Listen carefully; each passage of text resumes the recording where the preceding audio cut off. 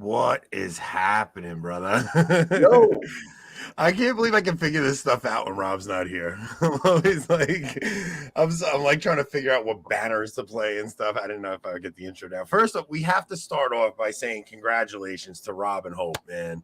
They had their first baby girl. I think Rob's in the chat. Look at this. Rob's in the chat?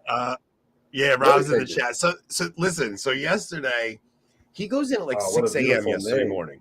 Philomena. Yeah, Philomena. And she has like 6 middle names that are all named after saints also.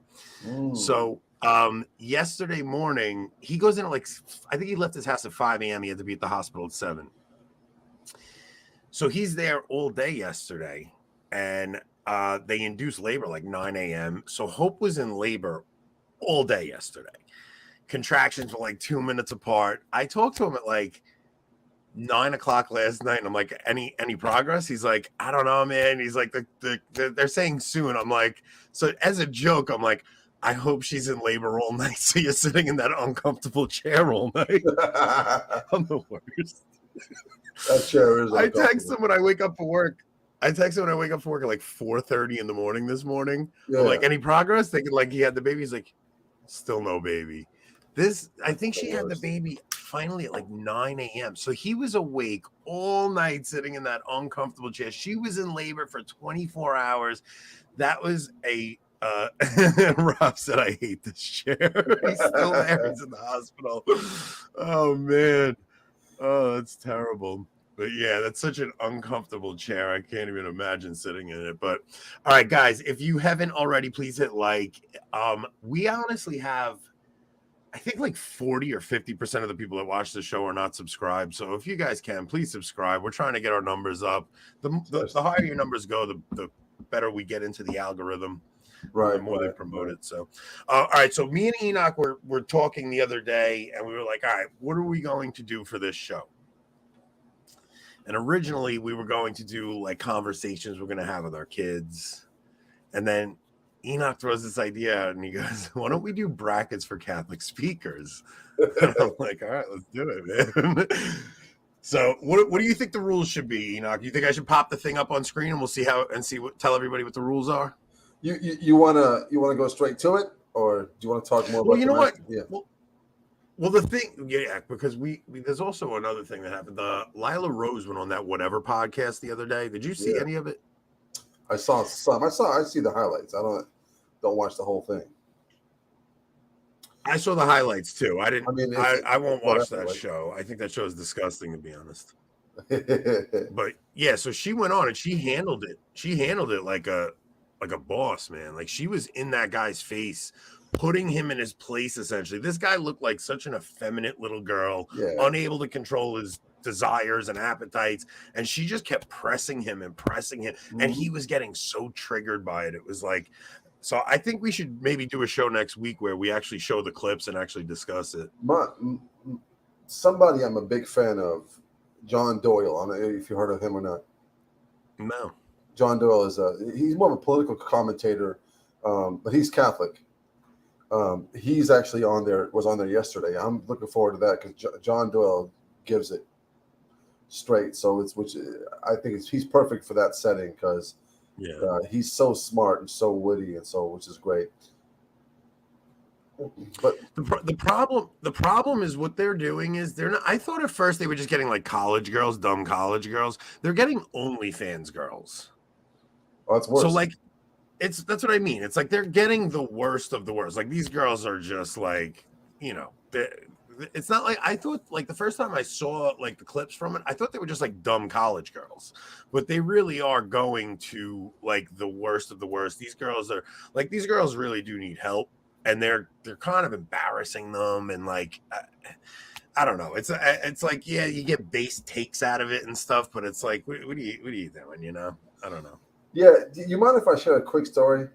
No, of course. Describing the guy that you were mentioning, it reminded me of this, and I think Rob's situation or just experience that he just went through. And major congrats to Rob and Hope. I knew two guys. One of them was really not into the faith at all, and the other one was a traditional Catholic. And this goes to show you how Catholicism really shapes the conscience and prepares a man for manhood. So both of their wives had long labors. We're talking about like 2 days, just baby stuck at a 4, the wife stuck at a 4, can hardly get any progress going. So when midnight starts coming around, the one who was not really into the faith started falling asleep. Well, he woke up while his wife was pushing, and he almost missed the baby's birth. The traditional Catholic stayed up, would lay down when she would lay down, would get up when she would get up. He literally told me he had to carry her from the bathtub to the bed, like carry her, because she barely walk. And he says, I could not stay awake, but I had to force myself to get up. It goes to show you when somebody is within that atmosphere of Catholicism and it teaches you to build virtue. Well, Rob was saying, from 9 to 9, I guess. I know Rob was getting up every single time. And it goes to show you when you die to yourself like that for the sake of the other person, that's love. That's actual love. And what that guy doesn't really understand, the guy with the Lila Rose, is she pushed him a little bit and she said, you can control yourself in all of these aspects of your life, yet you choose to go from one woman to the next because that's how you're wired.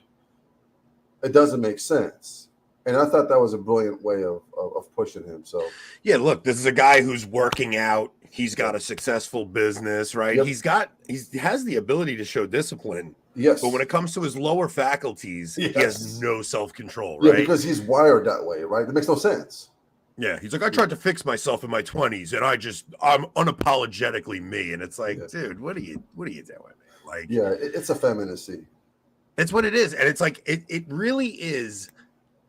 It is feminine. It's feminism in men. So it's like it's the male version of feminism, and that's what's going on. Where you have women in this situation where we'll say that. So you have women in this toxic culture pushing this agenda that's all about me, and men should be reacting with saying, wait a minute, no, there's a proper way to respond to this, and it comes where men show self-control, men treat women with dignity and die to themselves to take care of their wives, and instead they're going the total opposite and saying me. It's like that. Right. You were talking to me about it last week. We were talking about the pendulum just swinging back the other way.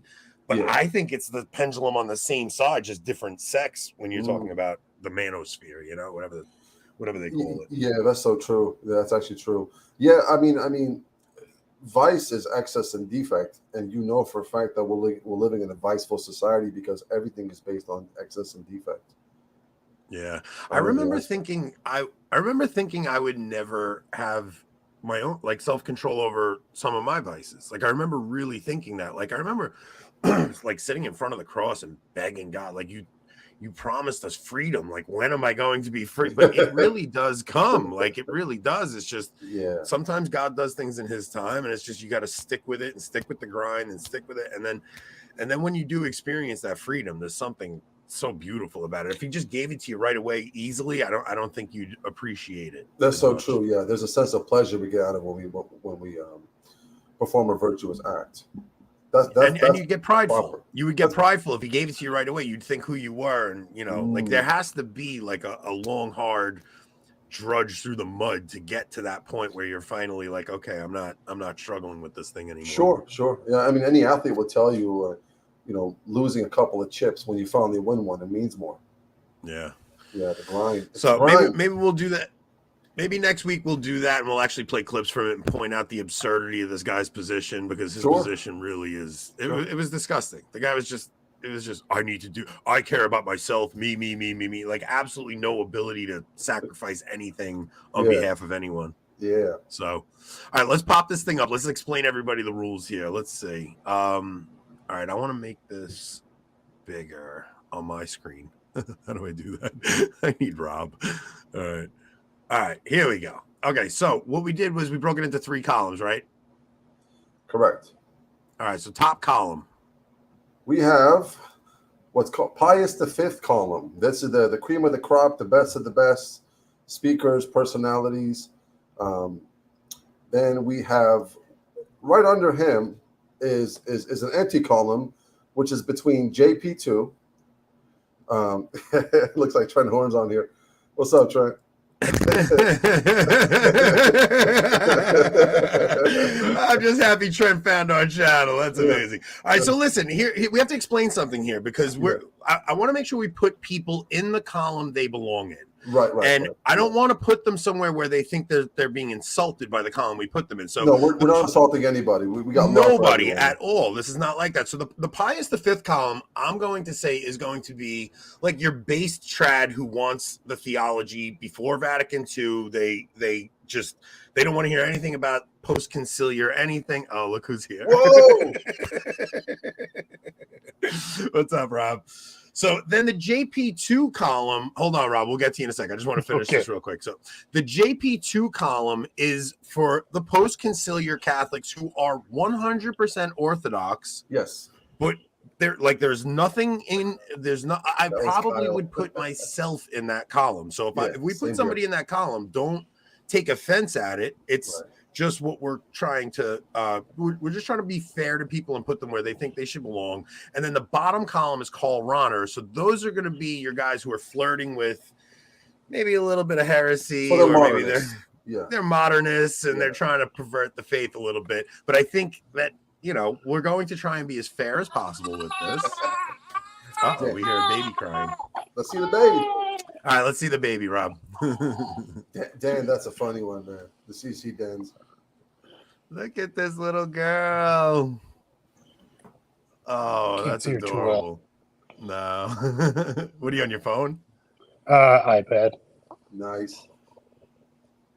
Here she is. Rob, she's beautiful, man. Yeah, congratulations. I can't wait till she melts your heart and changes you completely. Is this your first girl?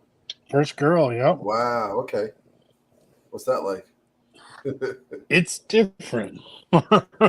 Already, huh? Very different. Yeah.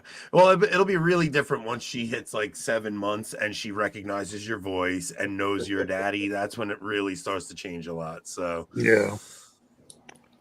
But how's Hope doing? Hope is good. She is just waking up from resting, actually. Oh man, give her our best. Anthony says hello. I figured I'd just show everyone Philomena, and then I'd let you guys do your thing. So, all right. When you get home from the hospital, give me a call and we'll talk. Everybody's very happy and proud of you, Rob. Tell Hope, give her our best, and tell her we love her. Okay, sounds good. Have a good night, God guys. bless you. God bless you, guys. Yep, you too. So great. All right, so cool. Yeah, so like we want to put people where they belong now, and we also didn't get to put everybody we wanted because there are way more trads and faithful Catholics than we know. Like we had to give an even number for each one, right? Yeah, we tried. So it's like we could have put 30 or 40 in each column of the good guys. Like I don't know. I had to go on James Martin's Twitter to find people to put in the call Rohr. Like, I mean, there's some obvious ones like Richard Rohr and Father Martin, but like you got to dig around a little to find Father guys Martin's that would go in that friends. third column. That's hilarious. So no, that's a great way to explain it. So under Rohr is pretty much the full-blown heretics. Yeah. So now, and even Rohr, I would say, is a modernist, right, but not a heretic, right? Correct. So not like Hans Kuhn. Hans Kuhn, you could say, right. So we're gonna pick a guy, and you guys are going to tell us what column. We're going to ask your help and see what column you think they belong in. Yeah. Chime in, everybody. And now, so the top column is going to be for your based trad, but the column in between the base trad and JP2 is also an option also. So like you don't have to be full-blown base trad or JP2. You could be like the in-between where you're skirting the boundaries. I think that probably would be where I'd put myself. Sure. In the in-between those two, right? Right. Where would you put yourself? If in between the line in between JP2, so like, can you see the mouse? No. Okay. Oh, my bad. Can you see the mouse now? Oh, there you go. Yeah. I'll put my if this was me, I put myself right here. Yeah. I think that's where I would go to. Yeah, like I'm got 1 foot in here in the JP2 and 1 foot in between, but I'm definitely not. And when I say I'm not there, I'm also talking about as far as ability to think a certain way and to present the faith a certain way. Like I'm no Father Isaac. Yeah. I kind of have a feeling where this is going I'm, to end I'm up. a better rapper, but I'm not a. Andrew says no Peter Diamond. We did not include any schismatics or sedevacantists. I mean, they would have been down under Rono to begin with. So what's the point? That's how we feel. So the Diamond Brothers are not making the list. Sorry. All right, so let's pick our first. Joe Diodati says Kennedy Hall has to win this. We'll see. We're going to explain. So look, what we're going to do is we're going to get each column. Yeah. We'll get all the columns filled, and then we're going to pick the winner of each column. That's right. All right, so that's how we're going to do this. So we're going to pick, it'll be the best of the best in the trad world, the best of the best in the, post-conciliar Orthodox world, and then it's going to be the worst of the worst. We're going to find the worst of the worst. Yep. Let's see. All right. Who's this Mike Gendron? Who's Mike Gendron? And stop telling my audience to go watch something else, Kyle. I'll ban you from the chat. All right, here we go. Let's go. Who are we starting with? We'll start right here with Jesse Romero. Okay, so where would you put Jesse Romero? I'd put him in between JP2 and Pius V. I think that's fair. Is that where you would put him? I think that's fair. I wouldn't put him in the totally based trad. Not that he's not based. Like right. I love Jesse, but yeah. I don't think he's there. You want to hear a funny Jesse Romero story? Please. Jesse Romero, I remember when the Affordable Care Act was being passed, back under Obama. Yeah. I remember Jesse Romero. I saw a video with him and he was like talking about Obama and he's like, you're going to go up against the U.S. bishops. You got another thing coming. And I think seeing that the bishops did nothing really, really had an effect on Jesse. Like, I think like Jesse was like, no, the bishops are going to come together and they're going to hold their ground. And I think him seeing like how weak they were in that scenario. I mean, I don't know. I never spoke to him about it, but if I ever do, I'm going to ask him about that because there was something about that. I just think it really like crushed them that they didn't put up more of a fight. Yeah. I could see that happening. Poor guy. Yeah. But I love Jesse. Jesse's such a cool guy. I do too. Yeah. I do too. I think that had an effect on him. So, all right. So let's go next. Who we got next? We got Taylor. Taylor's going top column. You put Taylor on top column? Yeah, Taylor's going top column. Come on. Put him right? Does anybody disagree with that in the chat? Taylor's got to go Pius the fifth column, right? Well, that sucks for Taylor because he's got a harder competition to face. Oh, he's not gonna like he may not be the winner, but you have to put him where he has to go, right? Like he's definitely got a tough competition, but he has to go in the proper. He's probably hoping he gets on this so he can win the first round. But anyways. Joe says he'd put him in the same column as Jesse. I mean, yeah, okay. And Christian's getting mad at us that these are rows, not columns. Zip it, guys. I'm a high school dropout. I don't know the difference in vertical and longitude. We got T. Gordon. Horizontal and vertical. Yeah, I don't know either. All right, Tim Gordon. Where you put him? Same column as Jesse. Okay, I was thinking the same thing. Yeah. Yeah, I mean, I'm not. I don't think Tim would be mad at that. No, I think that's a pretty fair assessment of Tim. I think that's a fair assessment, right? Yeah, like, I don't think there's an offensive thing about this. Like, there's nothing unorthodox about being in the JP2 column, even, like at all. There's nothing offensive about it. Like we grew up as JP2 Catholics, a lot of us, right? So it's like, I think that's a fair assessment. Yeah. So, all right, who we got next? We got Michael Lofton. This is going to be controversial. What do you got him?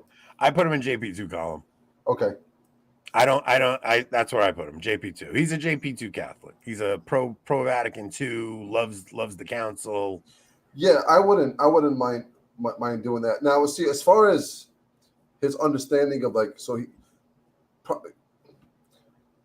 when it comes to public opinion, because I know Michael and I know his intentions, and if I may go on just a little bit of a Michael Lofton tangent, when it comes to morality, the teachers touching on morality, Michael Lofton is the best as they come. He's pro-life, anti-sodomy, and just he's great. When it comes to political understanding of how the church wants you to vote, he's there. He's right there. Well, I'll say this: a lot of people are saying like bottom, not a fan of Lofton. I don't care if you're a fan of Lofton. That's not what this is about. Objectively speaking, he's not nowhere near the bottom. Nowhere near it. I mean, the guy is an Orthodox Catholic. Yes. And he's just trying to follow what the church is saying after the council, and I mean, that's just where he is. He's not pushing anything heterodox, nothing like that. He's not like it's hard to like. A lot of people would say JP2 was a modernist, right? So it's hard to say. It's hard to say he's not pushing any modernism. I mean, there's definitely some hints of that in there, but I would say he's a 100% faithful Catholic, trying to do his best to make sense of the scenario that we're in.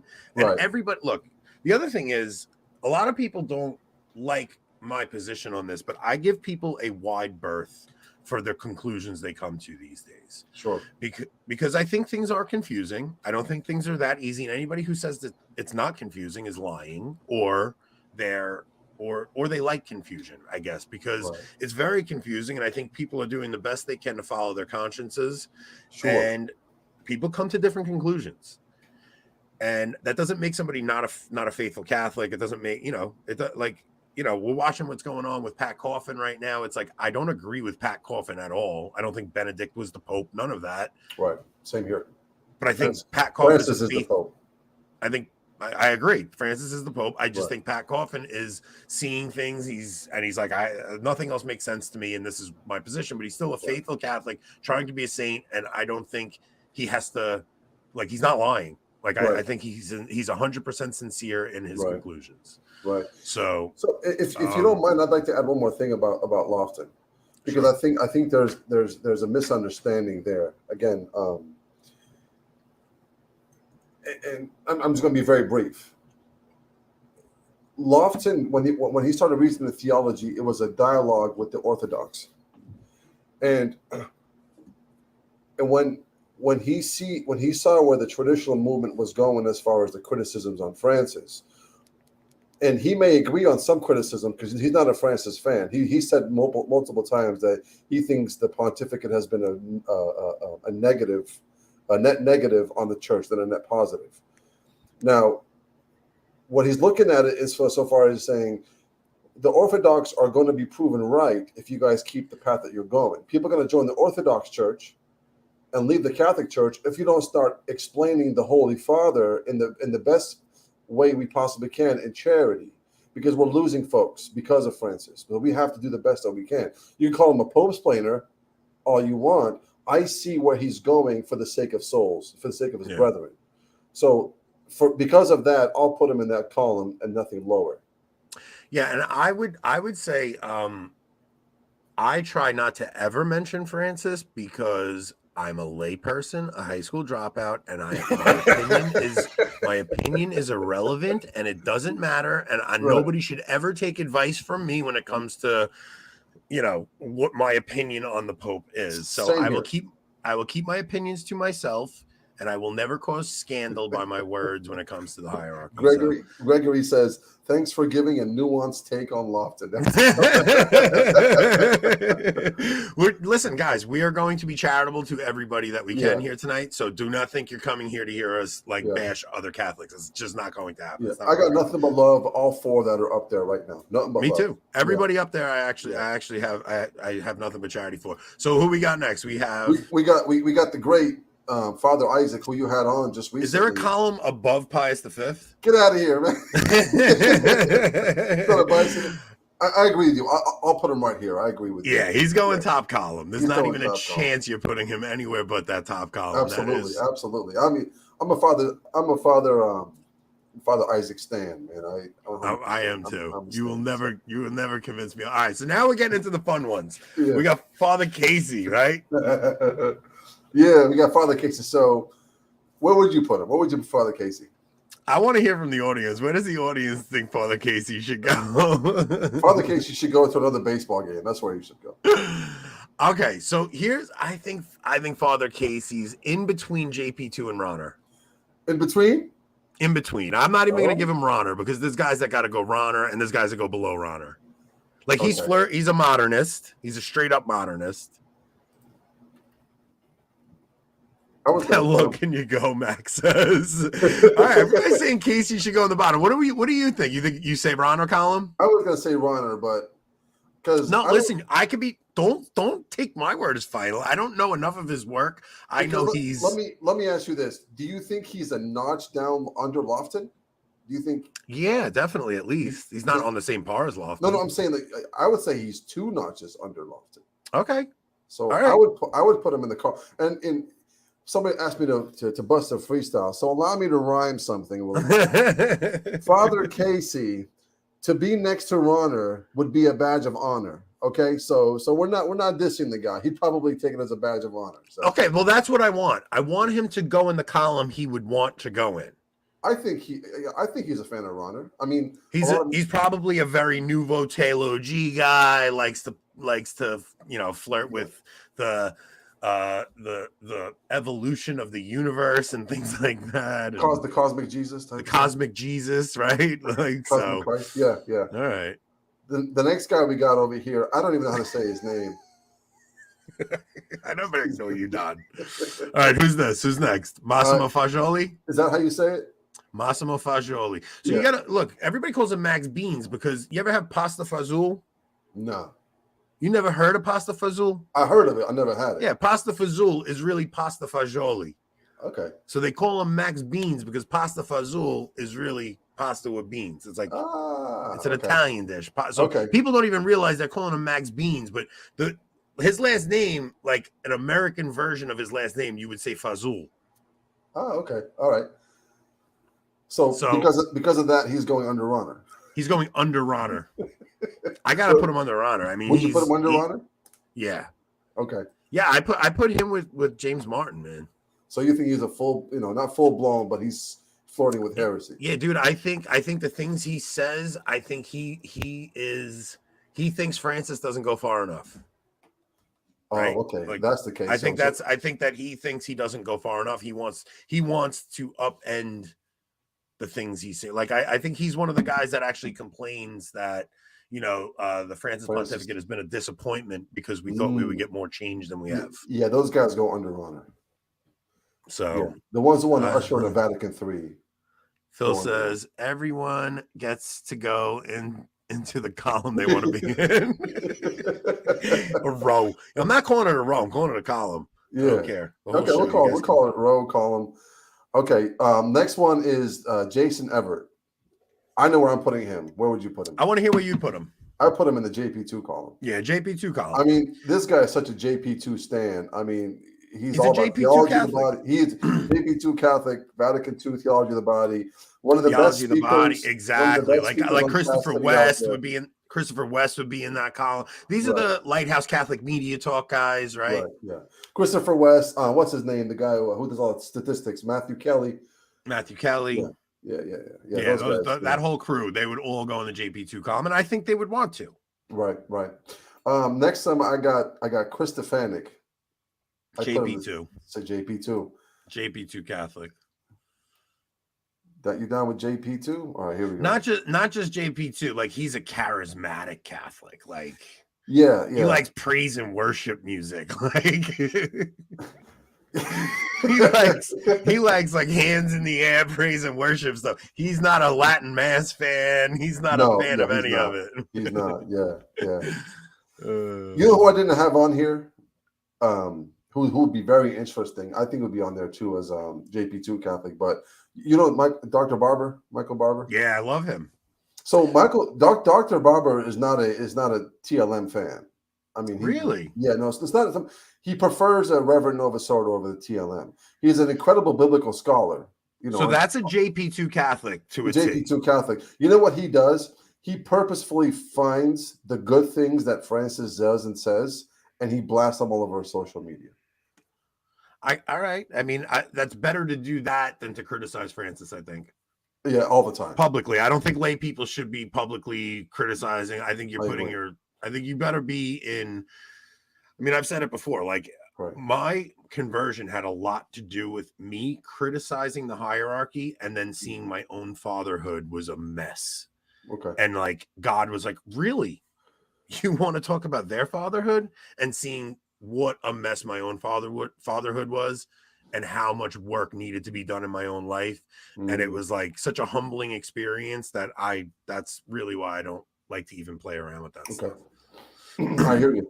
We got Father Mike Schmitz. He's JP2, even though I think he's one of my favorite preachers on the planet. Yeah, he really.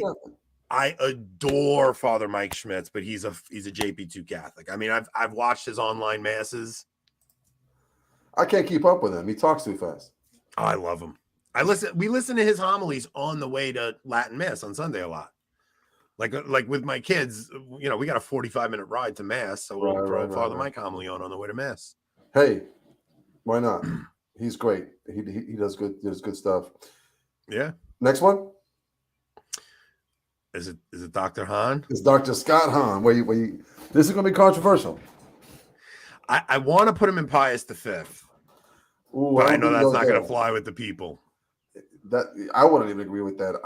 I would say he's on par with Jesse and with Gordon and those guys. Yeah, put him in the Gordon column because he loves the Latin Mass. He does now. He does. Yeah, he loves the Latin Mass. He hangs out with Father Ripperger. Come on, Kevin James and those guys. Like that's his crew. Come on. I got a new skit I'm working on. It's Scott Hahn comes over for dinner. I want to do.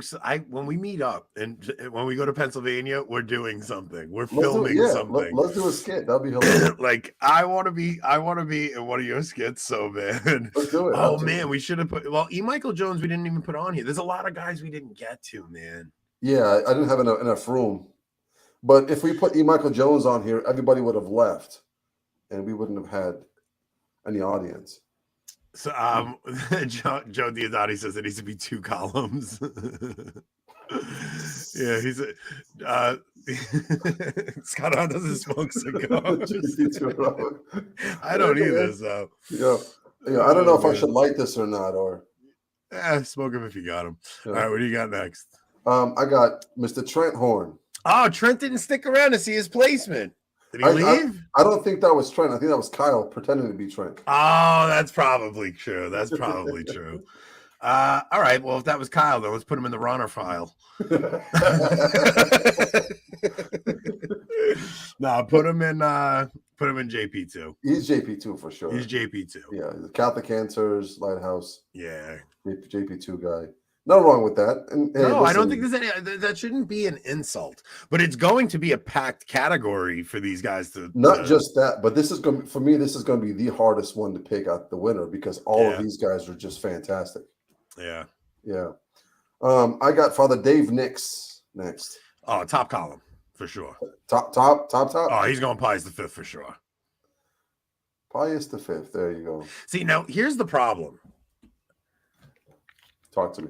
When we pick the winners of these, like that top column is going to be difficult because I'm friends with Father Dave Nix. Like Father Dave Nix and I have phone conversations weekly. That's like awesome. I'm we are good friends, right? Sure. Father Isaac and I have phone conversations all the time. I adore that man. Taylor's you guys are that close now, huh? He is. First off, when you get on the phone with him, Ave Maria, dude, he's like, first off, it's so easy to talk to him because he you just give him one thing and he'll go, right? Like he's the greatest interview in the world because you just say one thing to him and he just goes.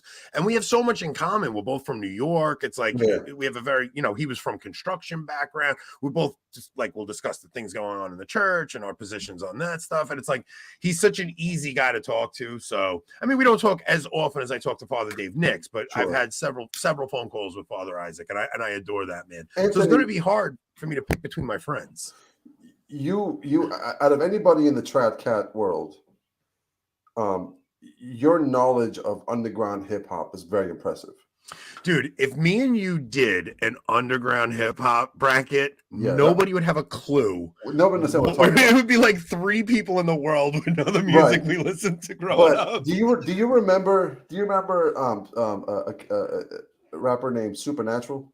Of course. Do you remember he did that battle with MC Juice? It was a big battle, but Supernatural was known for, you would like pick up a lighter and you would say lighter, and he would go, and then you would say phone, and he would just take that and he would run with it. That's Father Isaac. Father Isaac. We give him one thing and he will go. You give him one. I'm telling you, if you say anything to him, he will he knows so much. He has such a deep knowledge of the saints, anything like. So I'm probably going to get him on our next because we're going to get him on again soon. We might just discuss the theology of Saint Alphonse or something like that, like Saint Alphonsus Liguori, and just go from there and do something like that. So no, Boris is not on the list. People are asking. I'm tuning in for that one for sure. I love Saint Alphonse. He's like my top 3 favorite saints. Yeah. All right, let's see. We got Fradd, right? You got Matt Fradd, your old obsession. Yeah, he's going JP too. He's going JP too. I gotta tell you, I'm a little upset with Matt the last couple of things he's done because what happened? You know what? I won't criticize. It's just I feel like he doesn't prepare for his interviews properly. Like I feel like even when he had Lila Rose on the other day, like he didn't prepare for that interview. He kind of just like wings it, and like there's absolutely no prep going into it. And I feel like his conversations could be so much better if he actually prepared for an interview a little bit. Like you're gonna have somebody on and sit with them for a 2-hour conversation. Like he's constantly saying, "Well, I haven't really watched any of this. I haven't really." It's like you run a show and you're interviewing people. You should be watching what they're doing before they come on. Well, I have a different reason to be upset. Yeah. Nothing wrong with him. I love Matt Fradd. My good friend, who we'll get to in a minute, William Albrecht, one of the greatest apologist debaters that we have today, contacted him and hit 3 times. His bookkeeper was like, "Oh yeah, I'm gonna get in contact with Enoch and we'll get him over here for a show on Pints with Aquinas."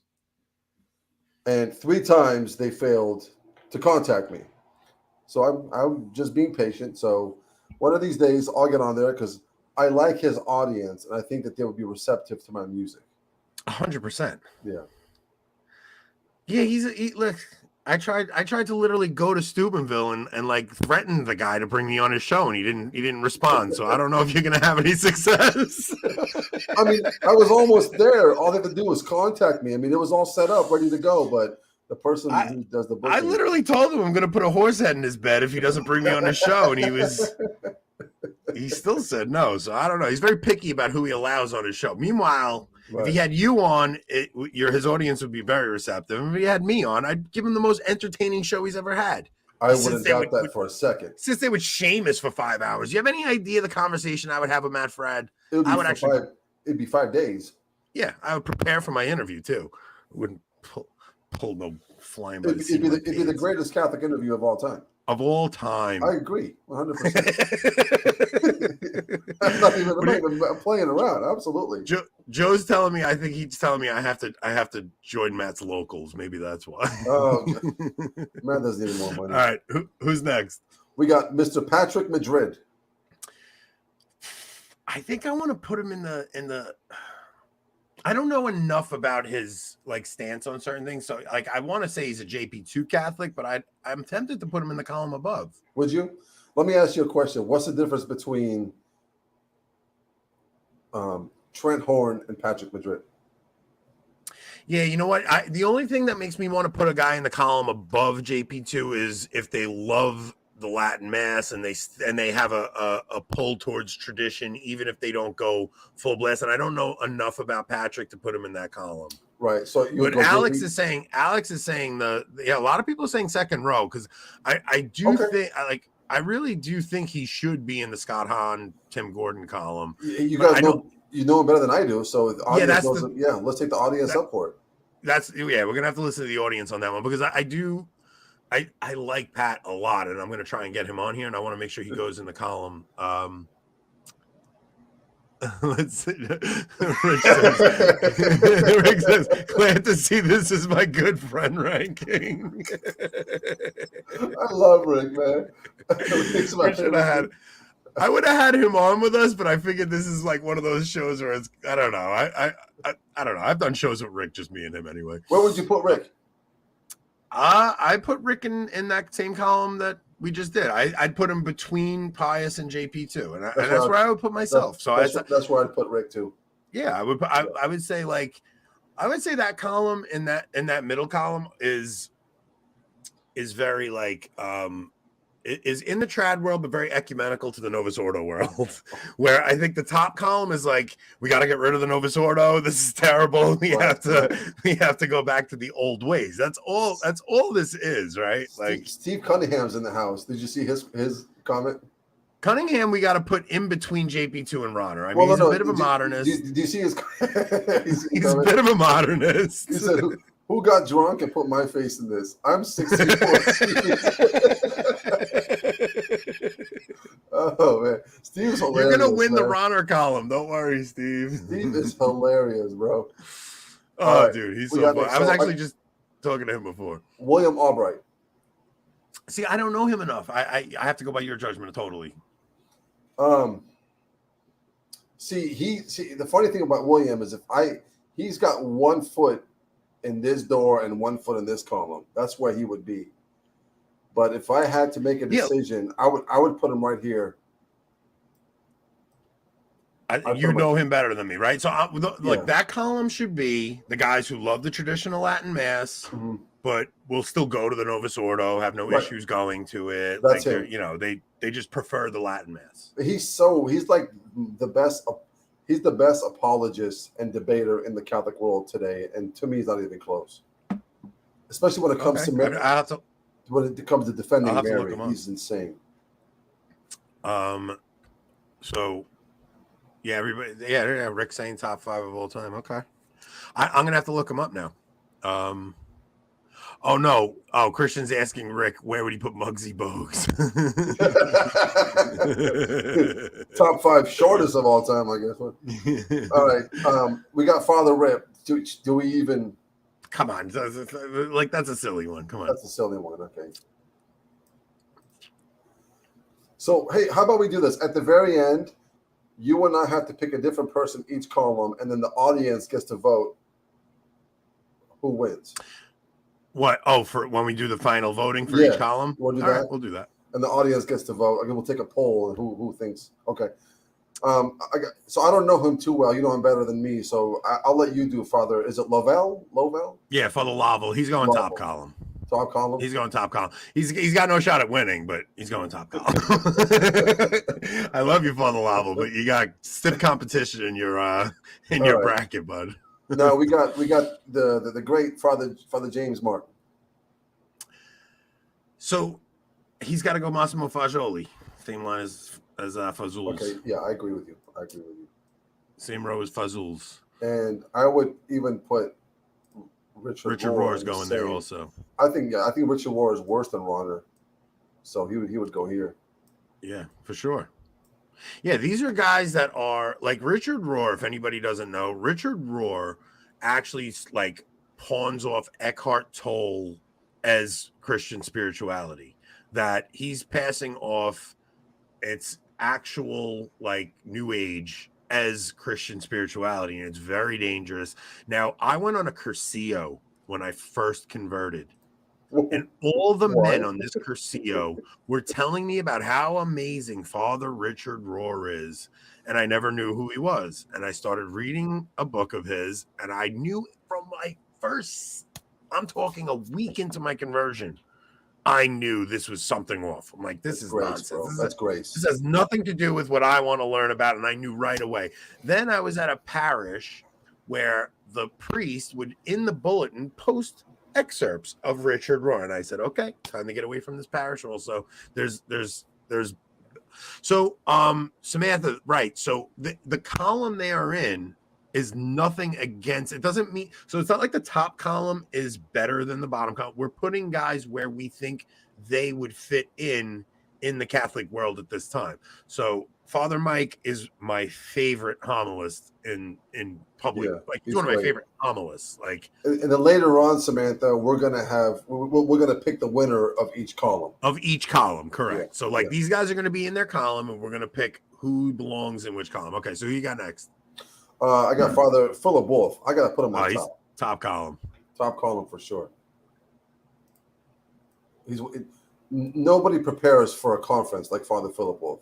Dude, I don't know if we're being honest. What's up? Like Father Wolf, dude, his Lenten retreats, they're like 14-part series on Our Lady, like that. What was that one he did? The Revelation.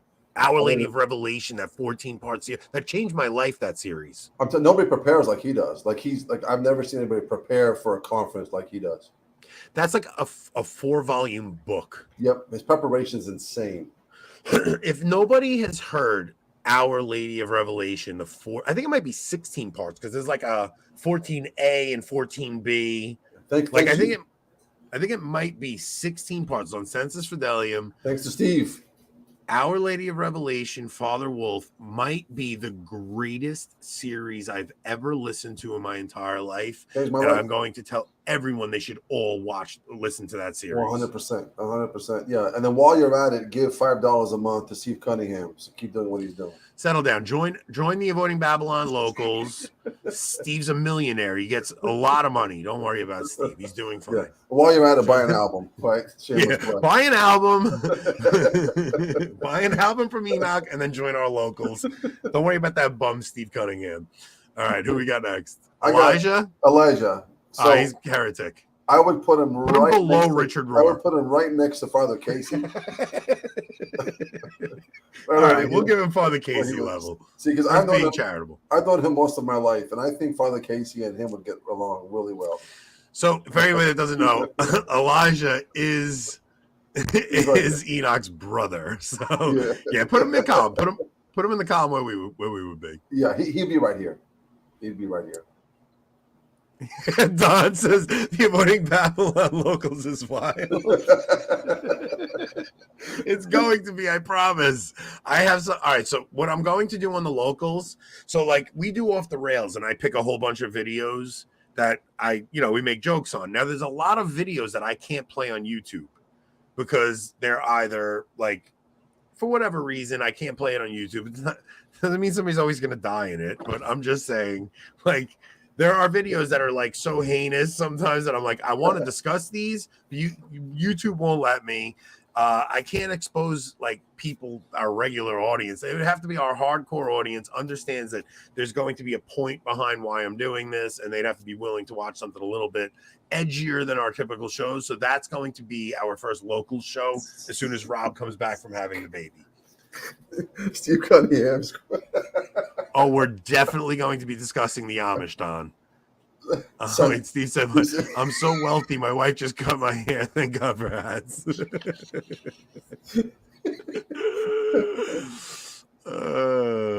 least you're not driving an Uber anymore, Steve. I remember those days. Steve's next. Where would you put Steve?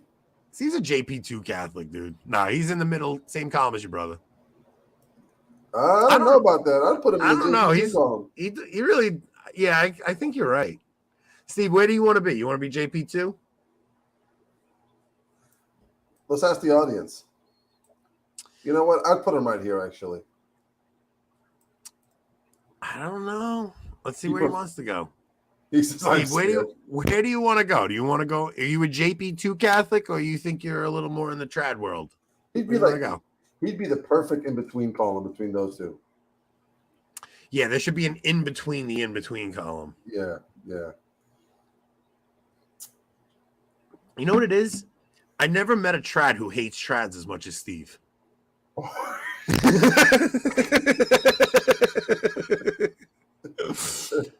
I never met a trad who hates trads more than Steve Cunningham.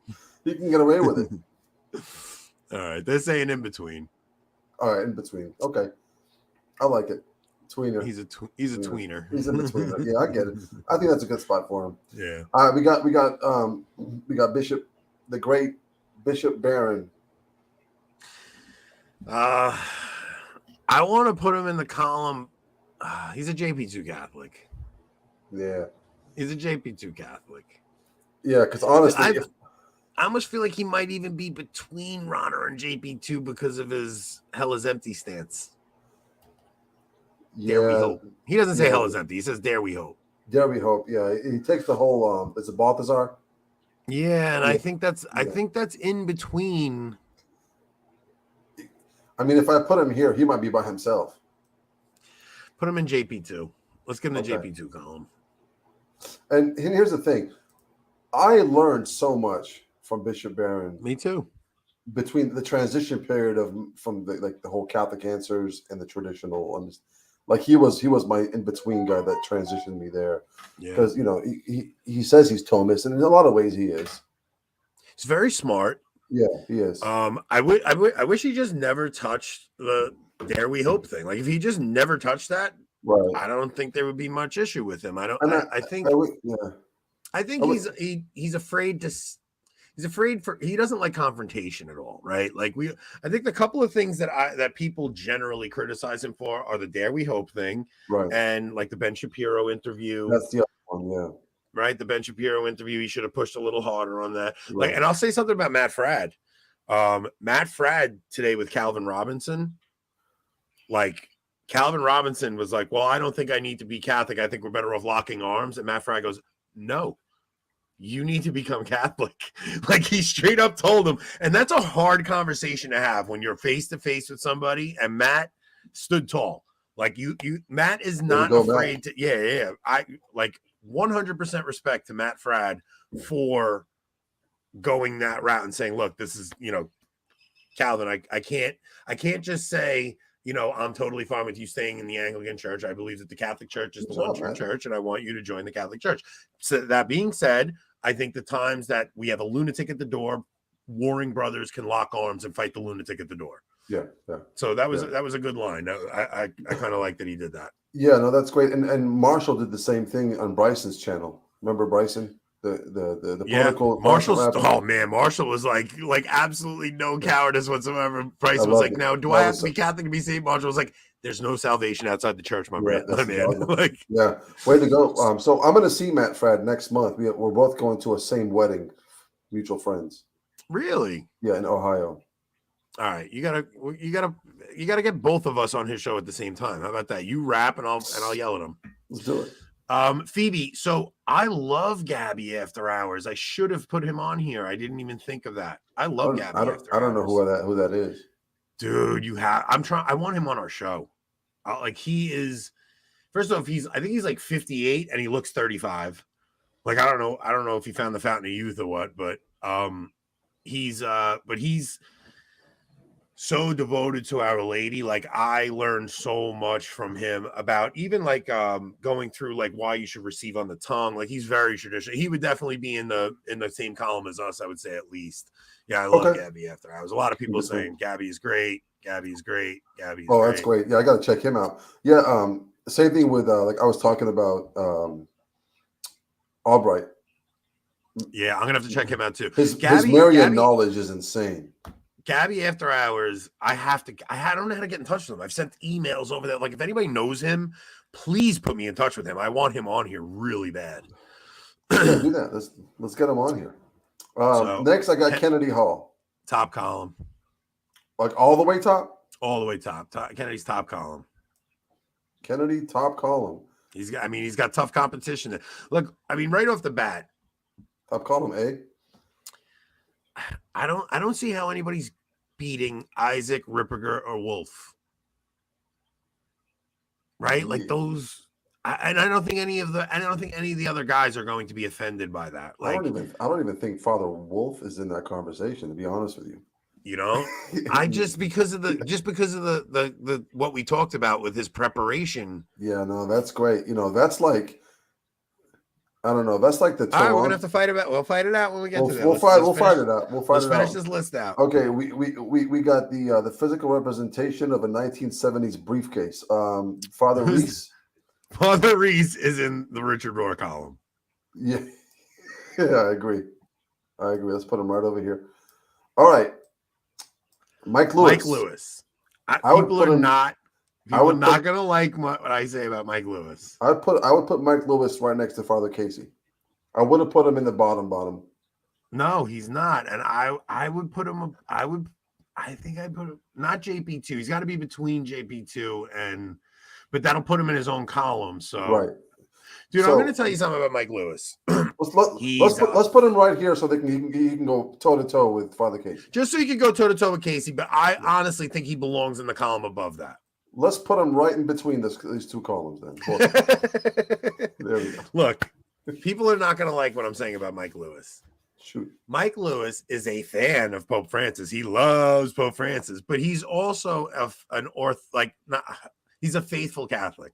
The dude, him and his wife did not use artificial birth control. He is just a fan of Pope Francis. Like he's I think a lot of people will say Francis is the Pope, but they're not like crazy about the things he does. Mike Lewis loves the things Francis does. Like he just loves him. But he's not looking to, push gay marriage through or anything. He's not a James Martin. Like he's just not, No, he's not there. He's not not that far. Yeah. I don't like how he talks down to other Catholics. I don't like how he snitches on people. Like I'm not a fan of those things. But the man himself he's a faithful Catholic. I'm not going to take that from him. Okay, so we'll put him right there. Last person is Salmons. I gotta say, I think Salmons. I don't put him in the top column. He's too in between. Yeah, he's in the in between. I think Mike Salmons is the face of this column. Like Eric Salmons. I'm sorry, forgive me. I was big some Mike Lewis. Mike. I think that I think that's the right column for him. Mm-hmm. Not that I don't think he's a base trad. Like I do think Eric is. But Eric is a lot more gentle when it comes to like how to, and his lack of criticism for the people that don't hold his view. You know what I mean? Like yeah. Like he's not like that top column is like, look, we need to get to the traditional faith. We need to get to the traditional myth. That is all we can do. Where Eric is very much like, okay, look, this is definitely the better thing. Yeah. But I think that we need to still, make sure we maintain relationships properly. I don't know. It's a weird way to describe it. No, I get it. I put myself in that same column. So Same here. It's like, it's not a bad column. Let me ask you this. Let's just play this game. I got honorable mentions over here. We don't have the pictures, but where would you put what's his name? Flanders, I think now or early Flanders. Right now. Right now, I put Flanders in that column where you just put Eric Salmons. What would you put early Flanders? I think that's where he belongs. Where would you put early Flanders? Who? Early on. You said early. Early Flanders, I think, would have been more top column. Okay, so he's kind of okay. Calm down. Yeah, I think he's softened his view on some things. Yeah. I think he's definitely he's not a hardcore trad anymore. Samantha's absolutely right. Flanders and Salmons are absolute class acts. They're just gentlemen, level-headed. Yeah, I said, this is not an insulting thing to say. Like they are. I think Eric and Tim are two role models for me. Like no joke. Like I look up to both of them. So sure. I think like Jeremiah Bannister would be a JP2 guy. Sure. Well, okay, let's play a little bit more of that. Where would you put Ryan Grant? Top column. Same here. Yeah. I put him in top column. Same here. Rick said Steve Skojak. Where would you put Steve Skojak? I honestly, I pray for Steve Skojek, and I pray that he comes back to the church. And I've been where Steve is, so I'm not gonna make comments because, guys, you don't realize how horrifying it is to lose your faith if you never have. It is a terrifying thing. Your whole life was based on something you believed in, and then you lose your faith. It's horrifying. Like it's not. Faith is a gift from God, and if that gift is taken away, like that's a scary thing. And it's a lot harder to bring someone like that back because he knows the arguments in and out. Yeah, that's not the case because he knew the arguments. He knew them. He knew them very well. So we pray that Margot wants to know where she would be put.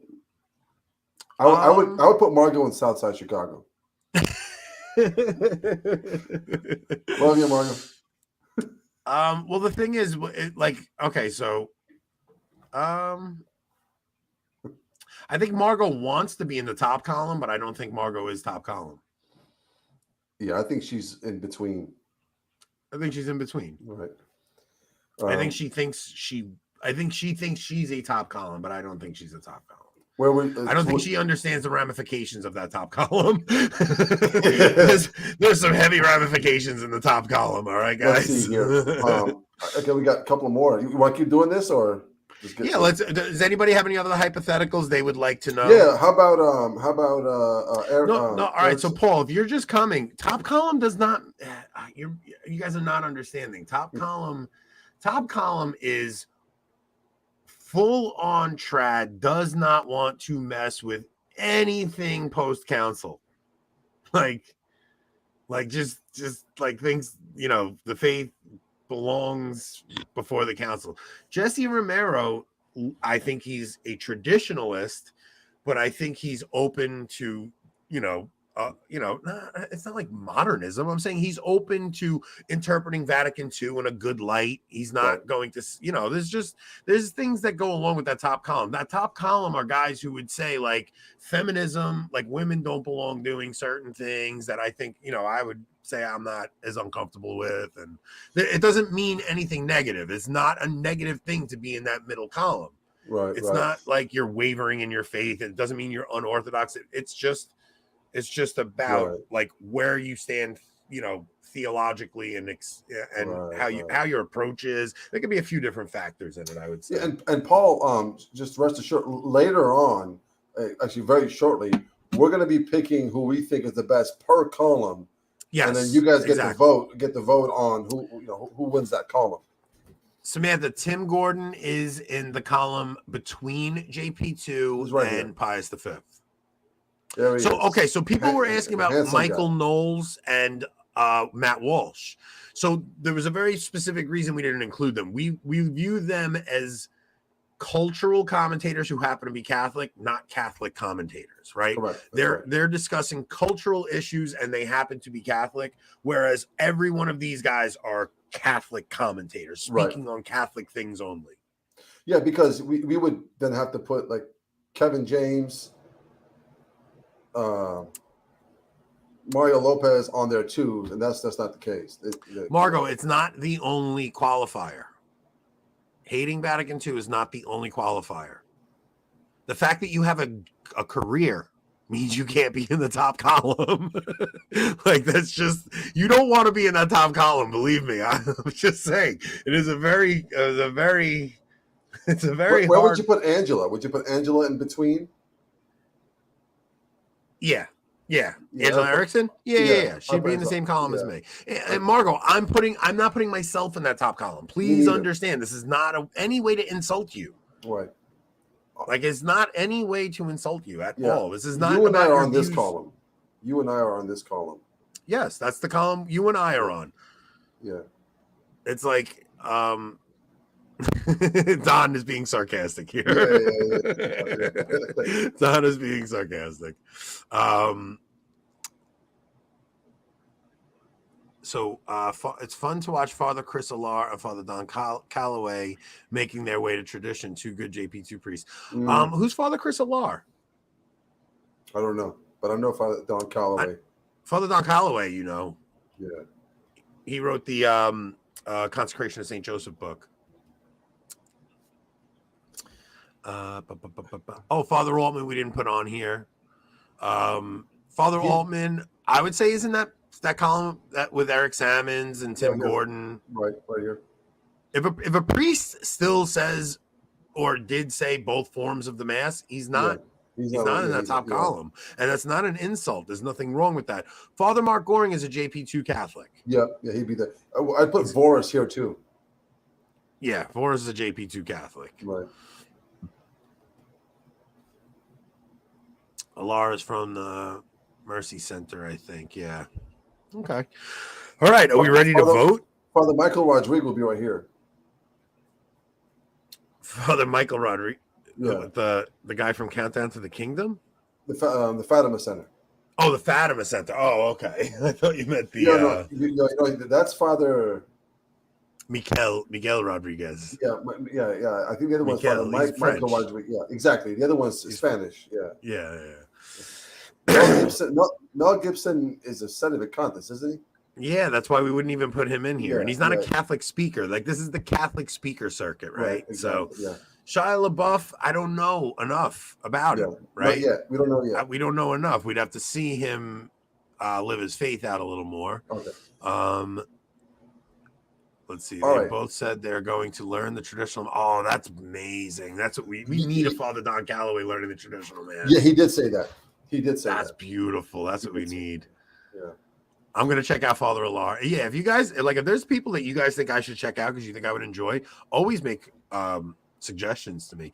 Charles Colomb, I would put in the same column in that column right between. Here. That's where I put him too. He'd be in that in between column. Yeah, and I'll put what's the name in the same. He always interviews him. I can't forget his name. I interviewed him. Good friend of ours. He has his own show, Pot Lines. Connor. Yeah, I put Connor right here. Yeah, Connor would go there too. Forgive me, Connor. Jimmy Akins, JP2 Catholic. JP2 Catholic, yeah. Yeah, all those guys, the Catholic Answers guys, those are all going to go JP2. Brother Catholics. Andre Marie, I put him right here as well. I love him. Yeah. You want to start the bottom and pick who you think is. So who's the worst of the worst? All right. Why don't you pick first? So what are the choices here? We have. Oh, we're gonna do one. I'm gonna pick one. You're gonna pick one, and we're gonna go. We're gonna head them up. The audience will pick who they think. All right. I take Father Richard Rohr. All right. If that's the case, the only one that will compete with him for me is Father James Martin. All right. Who's worse, Father Richard Rohr, which I would say Father lightly, Richard Rohr or James Martin, and we're going for worst between them, not best. We want to know the worst of the worst. Who takes the cake? Let's see. We got one vote for Martin. One vote for Martin. One vote for Martin. Come on, guys. You got to vote. Who's the worst? Oh, we got two votes for Martin. We got one vote for Rohr. So it's 2-1. We got another Rohr. So that's 3. It's 3-2. 4. That's 5. That's 6 for Martin. 6 to 3, I think. Here's why I'm going to say Martin. He has a way bigger platform. That's exactly why I picked Martin. Pope Francis isn't inviting Father Richard Rohr to the Vatican. That's it. Right. And I think the audience is catching up on that. Yeah, like James Martin is the worst of the worst because he has such a big platform. He seems to be promoted by the Vatican. He seems to be, his sphere of influence. Exactly. Sean's 100% right. His sphere of influence. So we're going to say he's the worst. Now, so then we're going to have everybody say Hail Mary for him after this. If you don't, let's yeah. All right. So Max Bean's verse. Father Casey. No, not Father Casey. Who's the other guy? Father Casey's top column. Oh, wait. So we just picked the worst of this column, right? Right. So okay. So you're saying all right. So now all right. So yeah, Father Martin's the worst of the worst. All right. There's no way the other two guys are beating. Father Martin takes the bottom. All right. Okay. Mike Lewis or Father Casey. Now we're going for the best. Yeah. Who's better? I think Casey. Father Casey's better than Mike Lewis? Yeah. I think he's a better speaker. I agree. So a better speaker. Father Casey. So Father Casey takes the Rohr column. And why don't you put them over to the right maybe just so we can and then put Father Martin below him. Yeah, Way there below. you go. Okay. Okay. So now we're going into the JP2 column.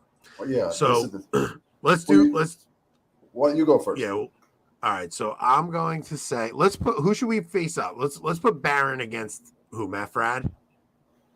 Is that how you want to do it, or just do you want to pick who you think is the best out of the? Oh, okay. I got what you said. Okay, column. so I pick who I think is the best in that column.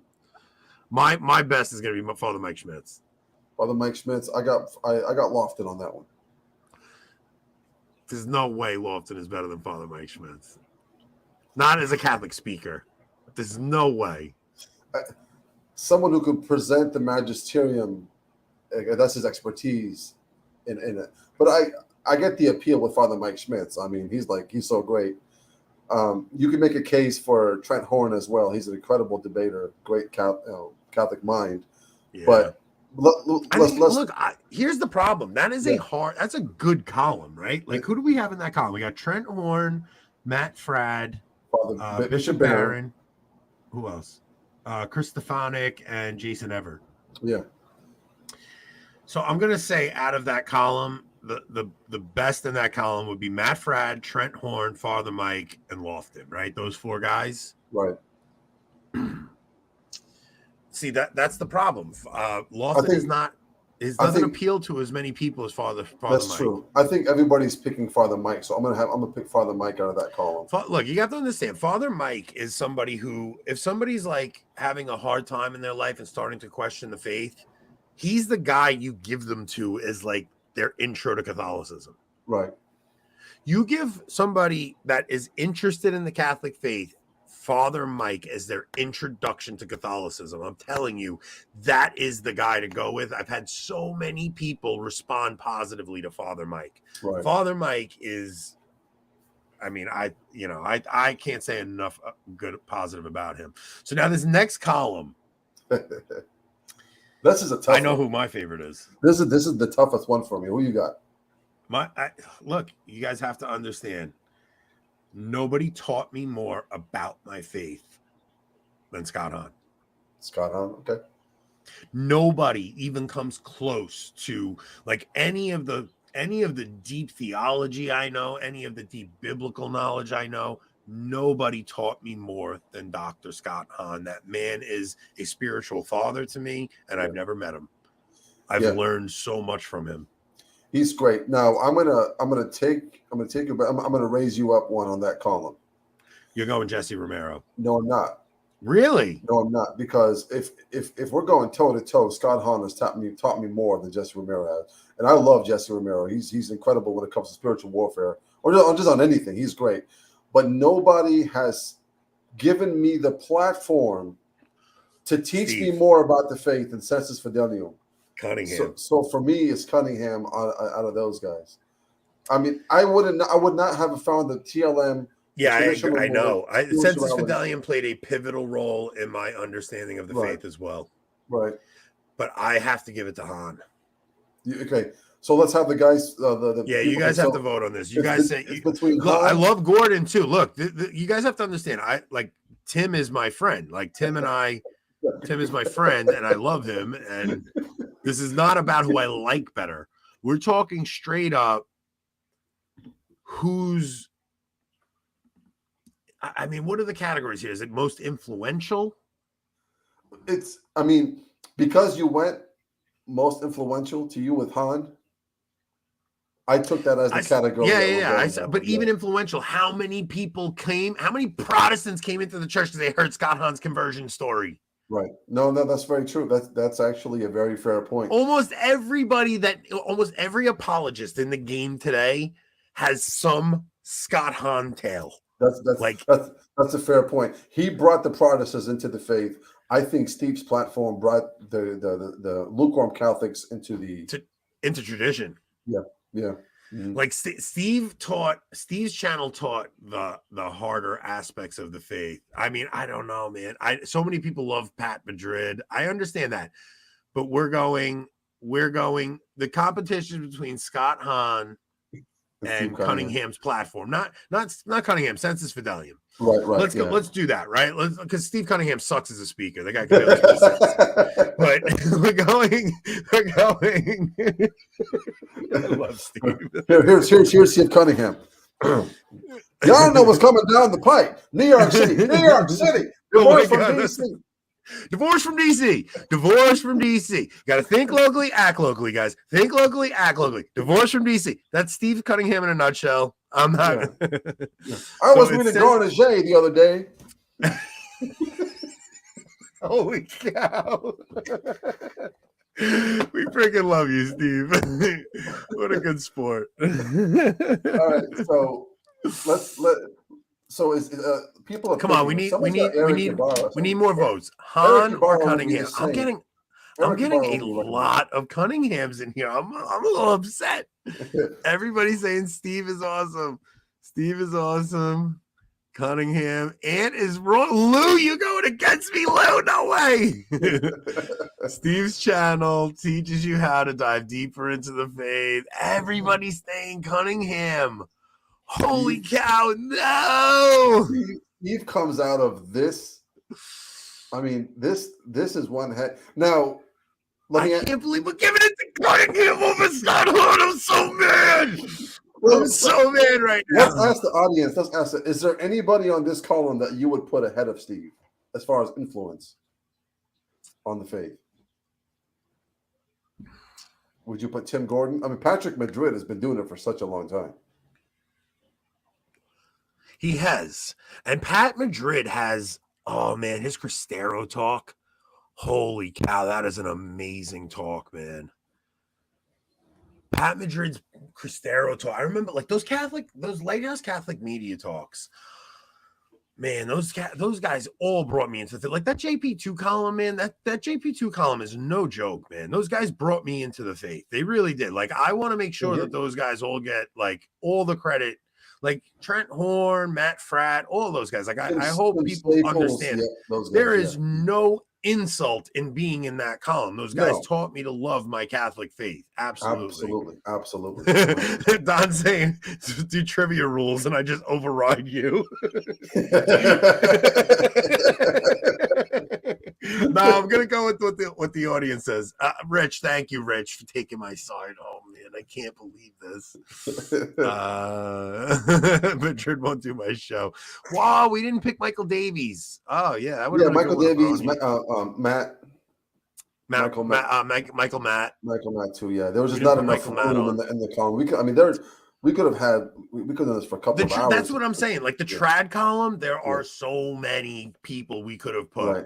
Well, let's be honest. We would have put them up here. Would they have really contended against these guys? No, that's the thing. Like you can't look. We all know who's competing in that top column. All right. Well, I know who you're picking. You know who I'm picking. So it's gonna be. Okay, who do you got? Okay, wait. Joe's got a good point. If we put Hahn against Mike Schmitz, I got Hahn. I got Hahn. I got Hahn over Mike Schmitz. Oh, I got Hahn. Yeah. I got Hahn over Mike Schmitz. Over Father Mike. Yeah, and I think Father Mike would pick Hahn over Father Mike. Yeah, I think so too. I do. Like, I'm not kidding. Like, Father Mike has learned so much from going to those St. Paul Center conferences, those priest conferences. I've heard talks from him after he's gotten home from doing a week conference with Scott Hahn and those guys at the St. Paul Center. So I do think Father Mike would even say there's no way Scott Hahn's taking the cake over me. So I'd agree with you that Father Mike Schmitz would pick Scott Hahn over him. Do you think Scott Hahn would pick Father Mike over him? Maybe out of like a humble gesture, but I think Scott Hahn knows deep down the influence he's had. Like, I think deep down he understands the St. Paul Center is one of the most important resources we have in the Catholic world. I would pick Scott Hahn over any of the JP2 column. Yeah, 100%. Yeah, any of them. Yeah, so that's why it's a hard one, right? Like Scott Hahn takes the cake over all those guys. So, all right, now we are going to the based trad column. Who you got? I'm taking Isaac, Father Isaac. Well, I know you're going Father Ripperger. I mean, You talk weekly with Father Isaac. I talk weekly with Father Ripperger. I know. So this is the battle. This is the battle. It's the battle of But I will say this: if Father Ripperger does my show, I don't know if Father Isaac, I might have picked the other way. No, I'm kidding. It's a good point. Well, that's the other thing. We didn't put Father Maudsley on here, and that I'll say why. I actually did think to put him on, but I just really got turned on to Father Maudsley's content recently, and I love his content. Like, you have no idea how much I've learned from that guy, but it's so recent that it's like I don't think I could put him in that sphere of influence. Not yet. Like, I don't think I could have put him in that sphere of influence yet. I give him a little time, and he may get there. So let's have that. So just for real, as the audience between the two, let's count who Father Isaac or Father Ripperger. All right. Is there a way for me to put a poll? Maybe I can make a poll. Wait, let me see. I don't know. But that would have been good. I might be able to do a poll. Hang on. Let me see. Rob does it all the time. I don't know why I can't. That's see. Rob, man. I know. Rob does this stuff. I don't know why I can't. Let me see. Can I? People Rob, help me out here. Some people are saying Tay. Maybe I could get Rob to come in and put a poll in. Yeah. I wouldn't put Tay over Father Isaac or Father Rip. I would, yeah. As much as Taylor Marshall is. Well, that's the thing. Look, Taylor. Okay, so like I even said when I had Taylor on that the two people, like Scott Hahn taught me scripture and Taylor taught me tradition. Right, Taylor. I wouldn't be going to the Latin Mass right now if it wasn't for Taylor. But I mean, he's in the running there. Yeah, he is. He's in the running there. This isn't one of those. It's not RJ, yeah, RJ, happy feast day, everybody. Thanks, brother. Let me see if I can get Rob. Hang on.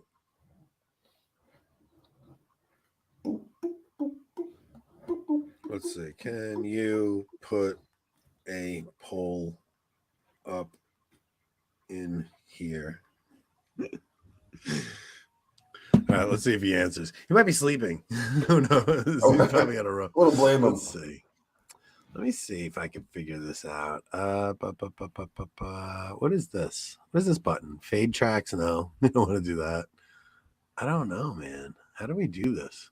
How does Rob do what he does? I don't get it. He's too legit. Banners, create banner. Too legit to quit. How do you do? All right, in case Rob doesn't come in, let's see. All right, guys, let's do.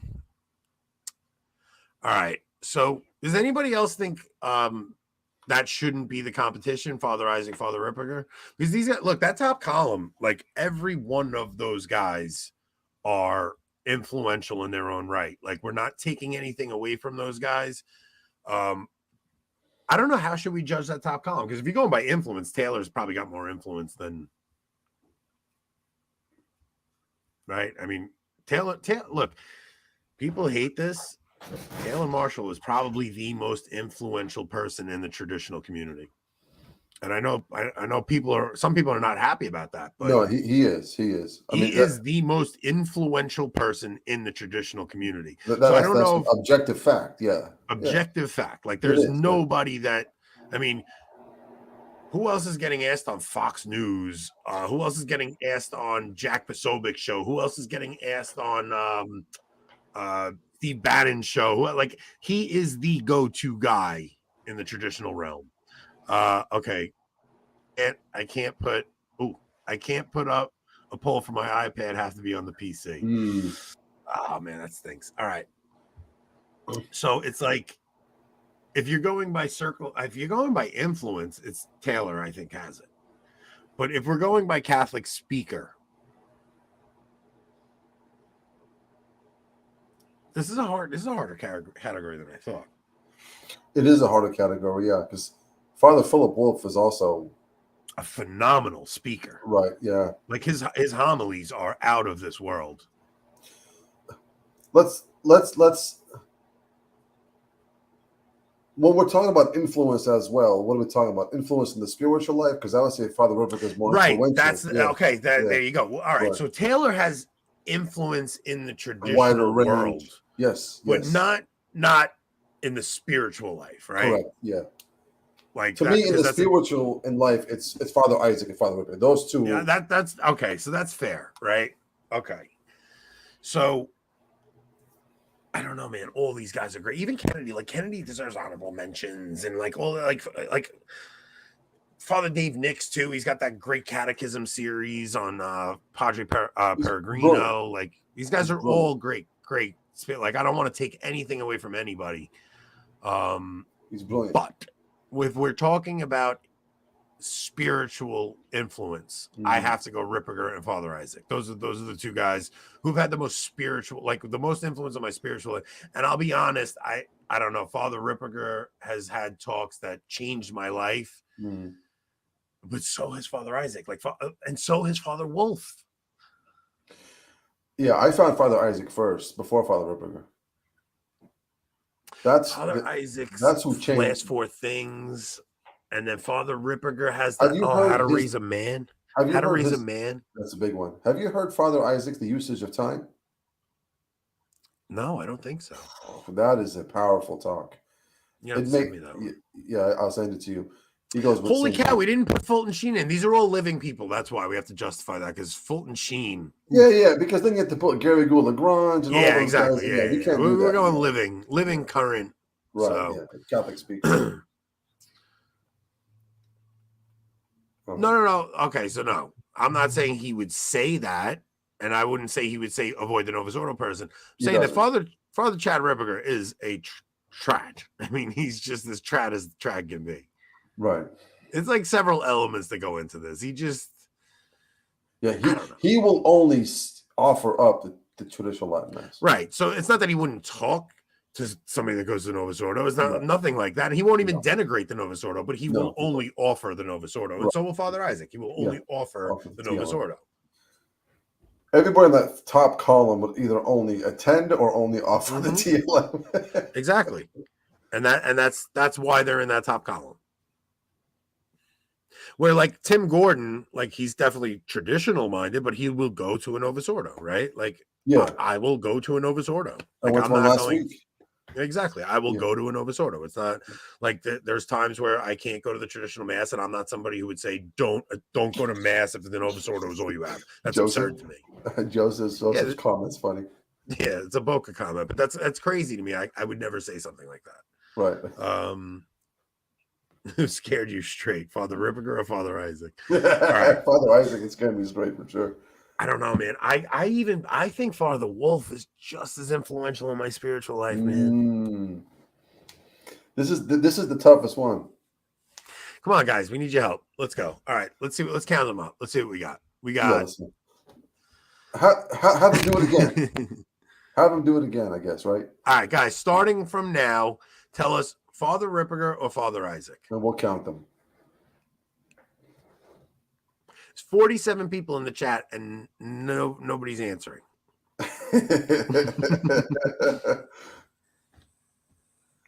Ripperger is the most well-known, that's what Rob says. He has more of an influence. Like, Rob never heard Father Isaac until we got him on our show. Is that right? Well, I sent him talks before he came on, but he'd never heard Father Isaac until, like, I said, no, you have to listen to this in prep. Like, in prep to it looks like a lot of people saying Ripperger. Ripperger's taking it. Right. And this is not a knock to Father Isaac at all. Not at all. No way. Yeah. No way. How could it be a knock? We're saying you are the most influential traditional priests right in the world. How could it be a knock? I got one for you, Anthony. Yeah. All right. Out of everybody on this column, give me your Mount Rushmore. Out of the people that didn't win? No. Just anybody in this column. Like, give me your top 4 that you would say is the GOAT. Like your Mount Rushmore in the top column. Any of the columns. I guess you can. Okay, so the most influential in my life. Yeah. In my Mount Rushmore, in my spiritual Catholicism, in my faith, yes, it's going to be Scott Hahn, okay, Ripperger, Wolf, and Father Isaac. powerhouse. Those are the 4 most influential Catholics I've ever that affected my spiritual life more than anybody. I can't disagree. I got the same ones. They just are. They're the guys that had the biggest effect. And so Father Mike, I don't know if you watched how he did it, Rob. We're not ranking top to bottom. That's not what it is. They all pulled first in their own category. Right. So that doesn't mean Father Ripperger, Steve Cunningham, Father Mike are first, second, and third. That's not what that is. No. These guys in that those are the top guys in their respective column. Right. Or row. Because everybody's getting mad that I said row or column. Whatever. Everybody's worried you were going to say Lofton. I picked Lofton for that row. Yeah. What would other Mount Rushmores be? 4 guys. Because I'm trying to think if there's. All right, let's do it this way, Anthony. Let's put everybody back. Okay. And now, out of the whole column, because now we know who won per column, out of the whole entire bracket, because there's 7 rows, give me from first to last your top 7. From first to last. So give me your. I guess we can go with last 7, 6, 5, 4, 3, 2, 1. Who's your GOAT? This is your starting 5 plus your bench players on. I would have to go from 1 to 7 because I'd have to pick my favorite. Okay. And go from there. Now, look, this doesn't mean I just have to go with most influential in my life. That's what it is. Yeah. Yeah, and I have to just go. I have to put Hahn at the top. Scott Hahn number 1. Okay. Has to be my number 1 just for me personally. I'm not saying this is for everyone. Sure. In my personal life. Yeah, absolutely. This is you. I'm gonna then put Ripperger under him. This is for you, yeah. Okay. Then I'm gonna put Father Wolf under him. Father Wolf, okay. Then I'm gonna put Taylor Marshall. Tay Marsh, okay. Okay. Oh no. Yeah. And then I'm gonna put Father Isaac. Father Isaac. How many I got left? 2 more.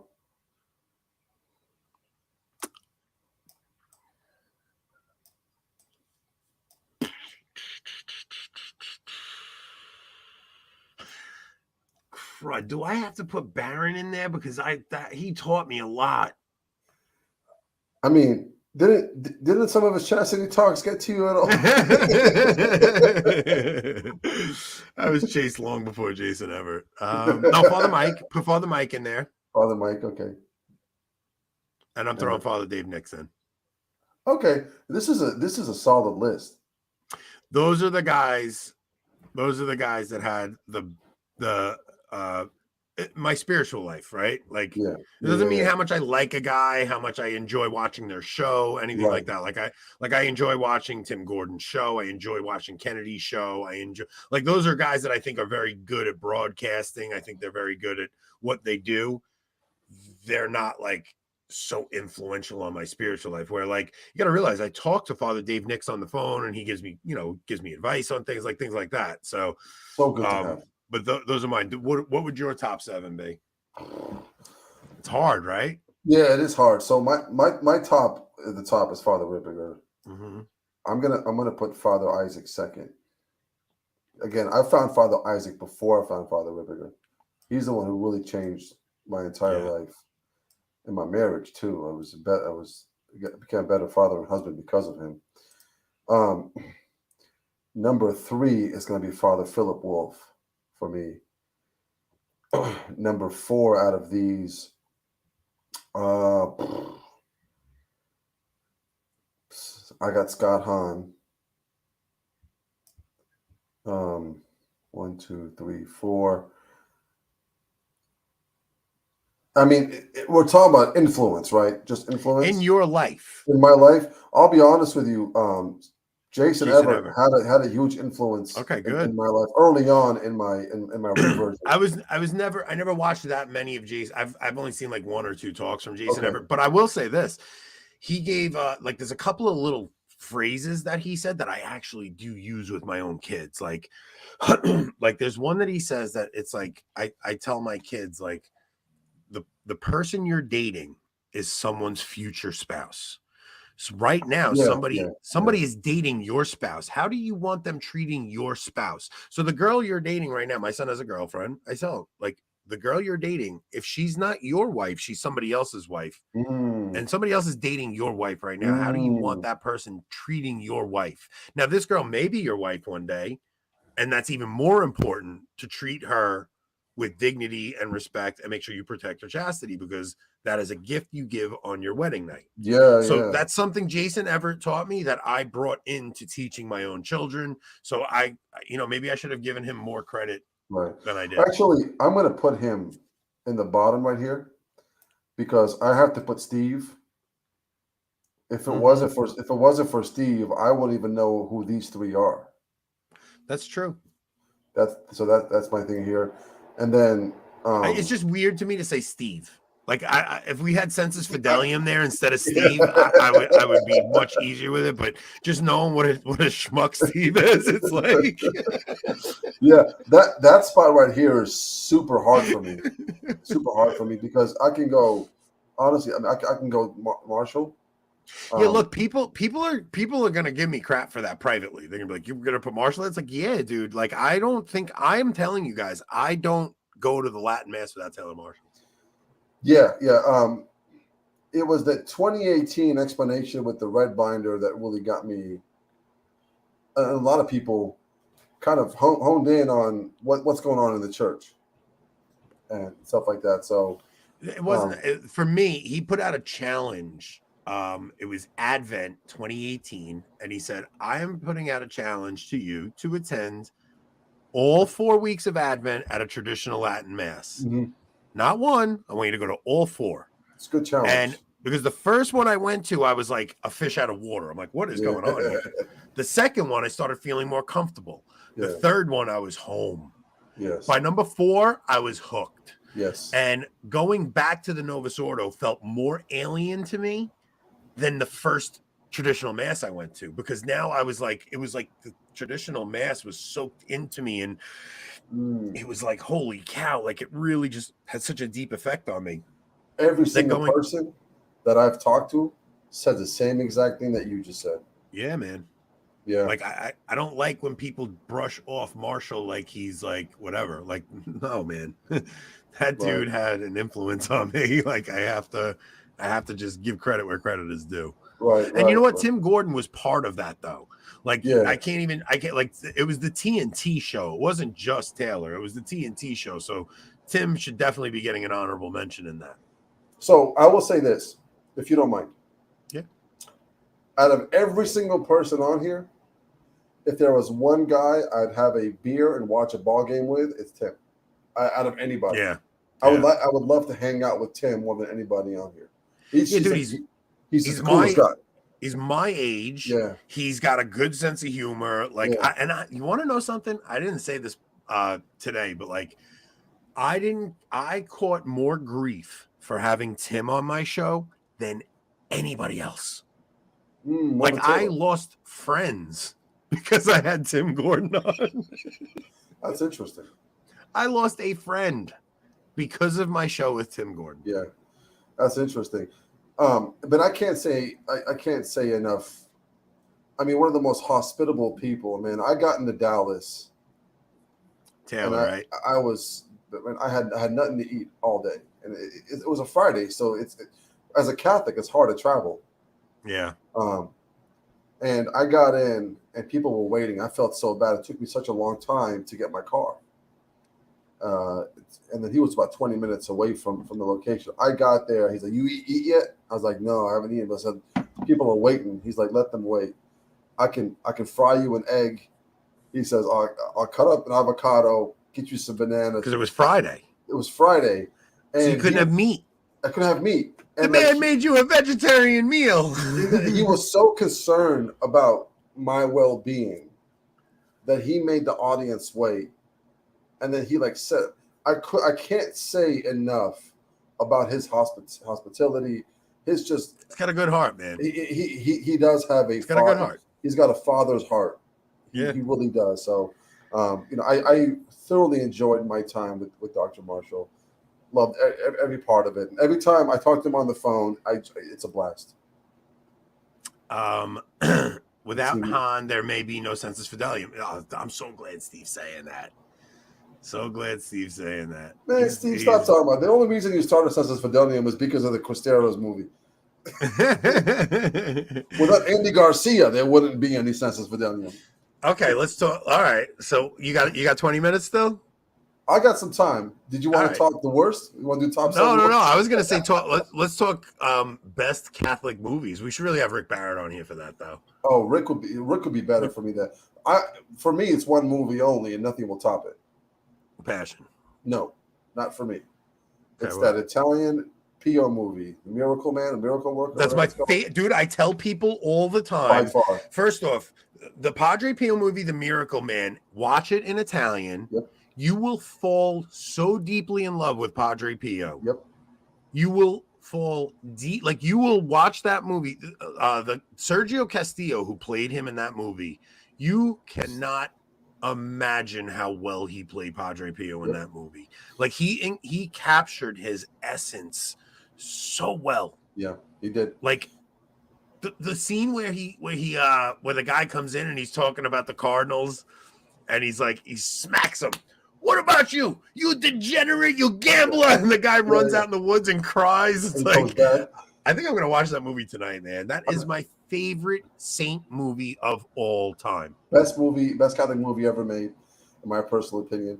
I was watching that movie. I remember I was at my uncle's house, and we caught it. We were watching it, bro. I tell you, when that movie ended, it was 10 o'clock at night. I wanted to go to confession so bad.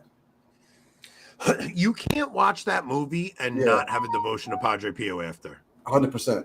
You cannot watch that movie and not have a devotion to Padre Pio after. So now I don't know if people know this. My cousin Eddie was basically my best friend before he moved to Kentucky. So if people don't even realize, so Enoch I happened to see on News from the Pew, and I was friends with Steve already, but I just forced my way into being friends with you, Rick Barrett, and Steve. I basically gave you guys no choice. I'm like, we're friends. I'm like, that's it. You guys are my friends now. We're better for it. So my cousin Eddie moves to Kentucky, goes to Mass, and I had Enoch on trivia one day. And it was he was on one time, and my cousin Eddie's wife recognized Enoch from being on trivia at Mass because they go to the same parish. So my cousin Eddie's wife, before she fully embraced Catholicism, so they got married and she whatever it was, she hadn't fully embraced it yet. And Eddie was trying to explain Padre Pio to her. So he watched that movie with her. And he bilocates in that movie. That movie shows all the miracles of Padre Pio. And I hope I'm remembering this story correctly, but so she was having a hard time understanding how a saint could have this many miracles happen, and have these these unbelievable capabilities because God gives them those graces. And we wound up doing a spiritual retreat one day. And you know who Father James Blunt is? No. You don't know who Father Blunt is? He's got blonde hair. He's I don't know if he's a mystic or whatever. Does he tell it to you as it is? Yes, and not just that, but he's very blunt. Really, he's got some spiritual gifts, this guy. Okay. So we go to this retreat, and he's the priest giving the retreat.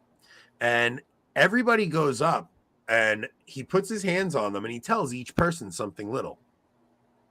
Now, when I go up, he tells me, pray for your father and offer sacrifices for your father's conversion. Now, he doesn't know if my father's alive. He doesn't know anything about my father. In real life, my father was very devoutly Catholic and had left the faith and hasn't been going to Mass for years. And he tells me to pray for my father's conversion. So I'm like, wow, this is wild. Eddie's wife, Ariana, goes up and he said something along the lines of, Padre Pio wants you to know you're his spiritual daughter. And it was right after she watched this movie. On the way to the thing, she was questioning Eddie about, like, I don't know about Padre Pio. And she goes up and he tells her, Padre Pio wants you to know you're his spiritual daughter. That was it. Every doubt she had about the Catholic faith was gone, and she was fully on board, and it was a wrap. Like, what a cool little story from watching a movie about Padre Pio. And now Padre Pio is like, I mean, you guys have to watch that movie if you've never seen it. That's a great story. And I will say this, our little parish in the middle of nowhere in Kentucky is now a better parish because your cousin and Ariana are there. Dude, he is, like, no joke, my cousin is, like, trying to be a saint. Like, yes, no joke. He does not play games. 100%. He is trying to be a saint. Like, that kid, he's a few years younger than me. Our conversions are so intertwined. It's hard to tell my own conversion story without telling his, because we worked together and we drove into, like, he worked at the same company as me. We carpooled every day and we were listening to these Scott Hahn talks every day on the way into work together. And like the two of us just had this deep conversion at the same time. It was really unbelievable. So yeah, he's just a wonderful family. Absolutely wonderful family. Yeah, we really enjoy their company every time we get together. My wife and Ariana have become like best buds. So that's so amazing, man. It's like they're all laughing because I'm telling another cousin. I tell cousin Eddie stories constantly on this channel. Cousin, shitter is full. But it's really like my cousin Eddie, my brother Joey, my brother Frankie, my sister Chrissy. Like there's a few people in my family that I'm able to share the faith with, and it's like, without those people, what do you do? Like without those people that are close in your lives, that have a deep love for the faith. There are some people that don't even have a spouse that loves the faith. There are people that don't have anybody to share the faith with, and that's rough. That's a rough way to live when you don't have anybody. It is tough. Yeah. Man, you guys were talking about St. Pio to Ariana. I wonder what she'd have thought if you guys introduced her to St. Vincent Ferrer first. So I don't know if she would. I don't know about if she found him first, but I'm sure she's found him now. Yeah. Talk about a miracle worker. He makes Pio seem like he's just ordinary. Yeah, I don't know, man. Pio, because he's so modern, like, not that he's a modernist, but because he was so recent, I think, exactly. And there's video of him, it makes him so much more real for people, you know? Love St. Pio. He's my top 3 favorite saints of all time. Yeah. Who are your other 2? Well, for me, it's not counting Our Lady, because she's like the GOAT. Yeah, aside from Our Lady, that should be everybody's favorite saint. Sure. For me, it's and I'm not counting Saint Joseph because he's on another level. For the me, Holy Family's on another level. Absolutely. For me, it's very simple. It's not in this order, but Saint Pio, Saint Vincent Ferrer, Saint Alphonsus. Those are my 3. I say Pio, Saint Francis of Assisi. Yeah, so you're more Franciscan in that. It's because have you ever read Chesterton's book on Francis of Assisi? I think so. A long time ago, I did. Yeah, it's an amazing book. It is. Yeah, and that had such a deep effect on me. And then Saint Teresa the Little Flower. Oh, you like her, huh? Dude, it just taught me because I work construction and it's a really tedious job.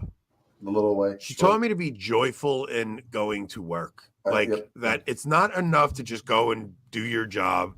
Like, you have to do your job and be joyful about it. And you have to, and the days where you don't want to be there, you have to really offer those things up for God. And you really have, like, the little things that we do are so vitally important.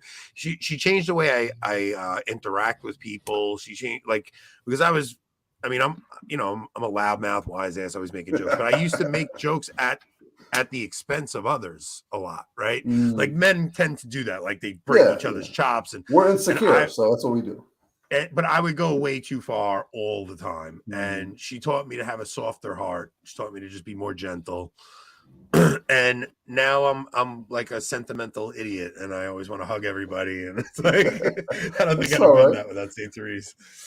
That's how the saints were too. Yeah, man. Yeah. She's great. She's like one of my brother. She's like top 3 for him. Yeah, I guess I guess there it is a Franciscan thing because of Pio and Francis, and I'm just I guess it's really I think any saint that you really study you fall in love with though.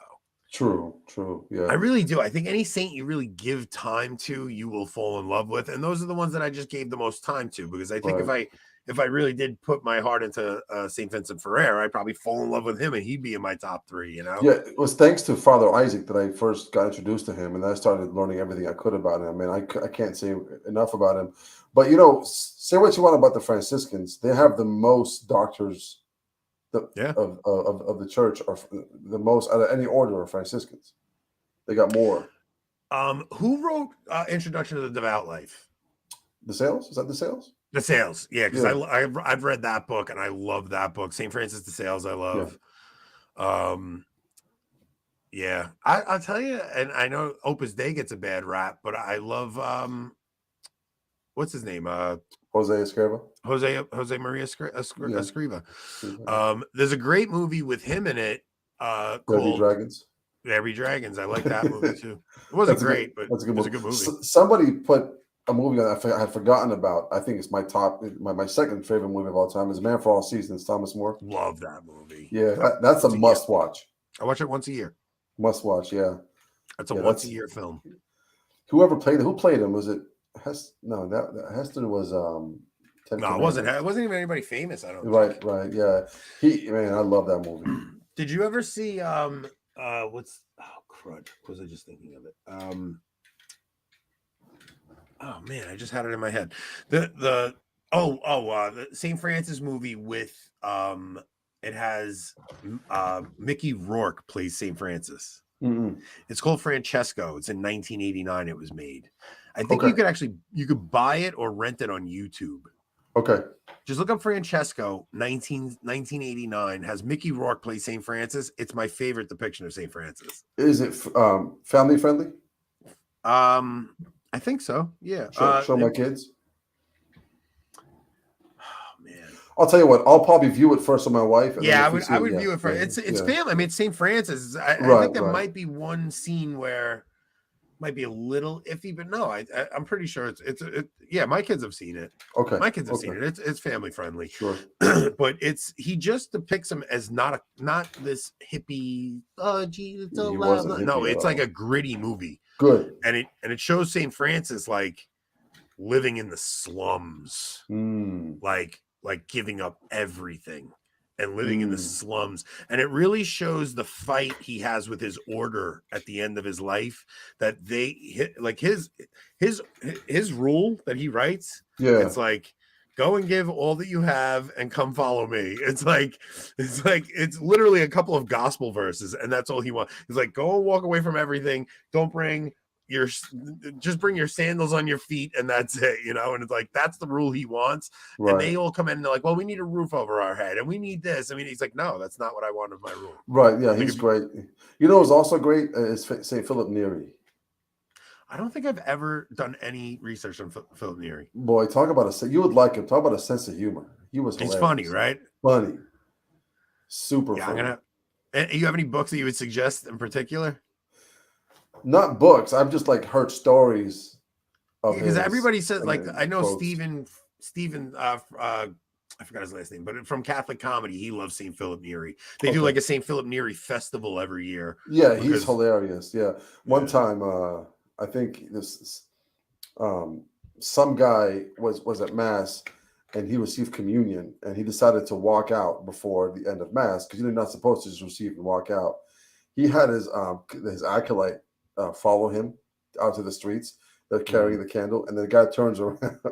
I think he followed him too. The guy turns around, and then he comes back to Philip Neri. He goes, "Why did you have these guys follow me?" He goes, "If you want honor Christ, at least they have to, because he received Christ.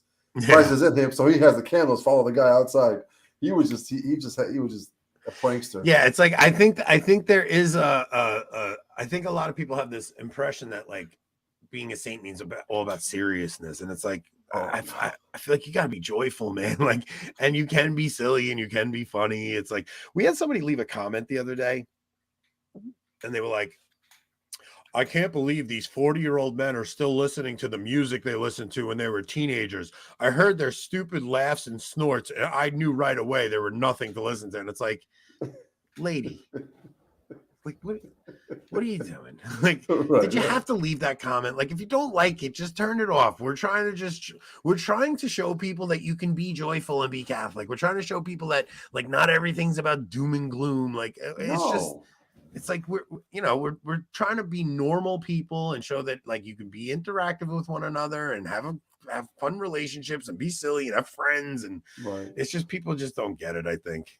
Listen, Christ already won. The last 2,000 years has just been a mop up, a cleanup. If we can't be joyous in the fact that Christ has won the victory for us, then what are we doing? What are we doing? Yeah, I'll tell you, man. I'm like meeting Rob, meeting you, Rick, Steve. Like I'm so glad I made you guys as friends. Like I made so many freaking friends that I'm like, I mean, now me and you talk on the phone all the time. Yep. It's like to have friends that you could share the faith with and encourage each other, have somebody to call if you're having a hard time with something. These things are so important, man. My heart goes out to people that are like alone in their family, alone in their marriage with nobody to talk to. So yeah, that's a tough one. Before we go, I don't want to play it because we don't have enough time, but I got a new single that came out today. Play it. No. Let's have. We'll end the show with it. Just put the link on. I don't know how. You do it. Send it to me, and I'll put. I don't know how to do it. I'll send you the link on the private chat. Can you put it in the? Yeah, send it in the private chat. There's a link to it. Okay, so what do I do? Oh, So can I give a brief explanation with this one, if you don't mind? So it's not this is the first time I made a song like this. It's not what everybody's used to from the album or from the new album that's coming out. The new album is very close to Dave's Volt as far as sound goes, but I wanted a crossover song. I wanted a song to where I could send the hook out to the people who are not in the faith, who have 1 foot in and 1 foot out the faith, and it has a big spiritual it's a spiritual theology. The whole point of the song that if you are trying to live a spiritual life or a life at all without Christ, on your own, with your own will, trying to make it, you're going to fall into despair. And it's really a life in Christ that is the most joyous because it's a life rooted in sacrifice. That's what the song is about, but it's very catchy. It's very pop. It's very new. And I think it will catch the attention of the people outside the faith. And then that could, maybe it'll bring some people in to our atmosphere and trying to understand what we're trying to do. People can come in and look at my page and then find you guys and find Marshall and find Ripperger and then come into the tradition. But it's a hook to the rest of the world. And I think we need that. It's more of a case of the lady at the woman at the well. That Christ went to her. I've had that hook in my head all day. I'm not kidding. It's a great song, man. Yeah, thank you. I appreciate that. Yeah. No, it's a great song. Like it's funny. It's like when you first hear like there's a Catholic rapper, you're like, cheesy Catholic rapper. Yeah, it's gonna be cheesy. You think that, like, you really do. It's your immediate instinct. Your flow on every song is different. Like it's so professionally done. Like I literally rock out to your songs. Like, thank you. It really means so much to me when people say, "Hey, I listen to music. I sent your music to friends," and I've gotten to a point where parents are saying, "Hey, I can play this to my kids during cleanup, and they can jam out to it. I don't have to worry about the lyrics." And that's great, and I appreciate you rocking it out. But yeah, dude, I was building a Marian grotto in my backyard last weekend, and I had it blasting on the speaker, and it's like I don't have to worry if there's curses on it or anything. It's like you don't have to worry about anything. It's just, first off, who's your producer, bro? You make your own beats? No. I got like 4 or 5 different producers with different catalogs that I get to pick their beats from, and I pick the ones that I like. Yeah, some of those beats are so good. Definitely have good producers. All right, I'm gonna have my son produce a beat for you. My son's a good producer. Yeah, do it, man. I'll rap to anything. Yeah. So, I don't know how to put the link up, dude. I don't know. Oh, that's all right. I don't know how to do anything. Like, you don't understand. I know how to like intro the show and outro the show. Let me do it. I know how to do it. So I would do it. I'm not even kidding. I tried clicking the link in the private chat and it just brought me. And while you were talking, I was listening to the song. All right, here it is. Hold on. You know what? Let me send you guys a Spotify version. And then everybody could, if they want to listen to it on Spotify, it would be. Oh, look at that. Phoebe said she's old and she hates rap, and she was dancing to your music in the kitchen. Hey, thank you, Phoebe. Again, you guys have no idea how much it means to me when people listen to the music, because nobody's representing Catholicism in rap or that genre. So yeah, I'm really doing it for you. I'm doing it for you. Caught a whole bunch of flack because I was doing it on a Sunday. And people were telling me that's servile labor. Oh, you were doing the grotto. I was building the grotto. Well, I work 6 days a week. It was the only day I had. So it's really if it's unpreventable, you can, there's. Yeah, absolutely. It's the same with like grocery shopping. I try to avoid it on Sundays, but if that's all I can do, then I'll do it on Sunday. I know I do think people don't take the Sabbath seriously enough, but I mean, I was building a grotto to Our Lady. It is what it is. People can judge. Absolutely. You're building a grotto to Our Lady. How can you hate that? You got to send me a picture of that when you're done with it. I'm almost done with it. Let me finish it, and hopefully this weekend I'll have it wrapped. I'll send you a picture of the one that I did. Yeah, it's like I like having it in the backyard for just a place to sit, listening to the water run, and pray my rosary alone in the back sometimes. There it is. I sent the Spotify link onto the main chat. Chat? Okay, yeah, with that for everybody. Yo, this was fun. Yeah, I had a blast, man.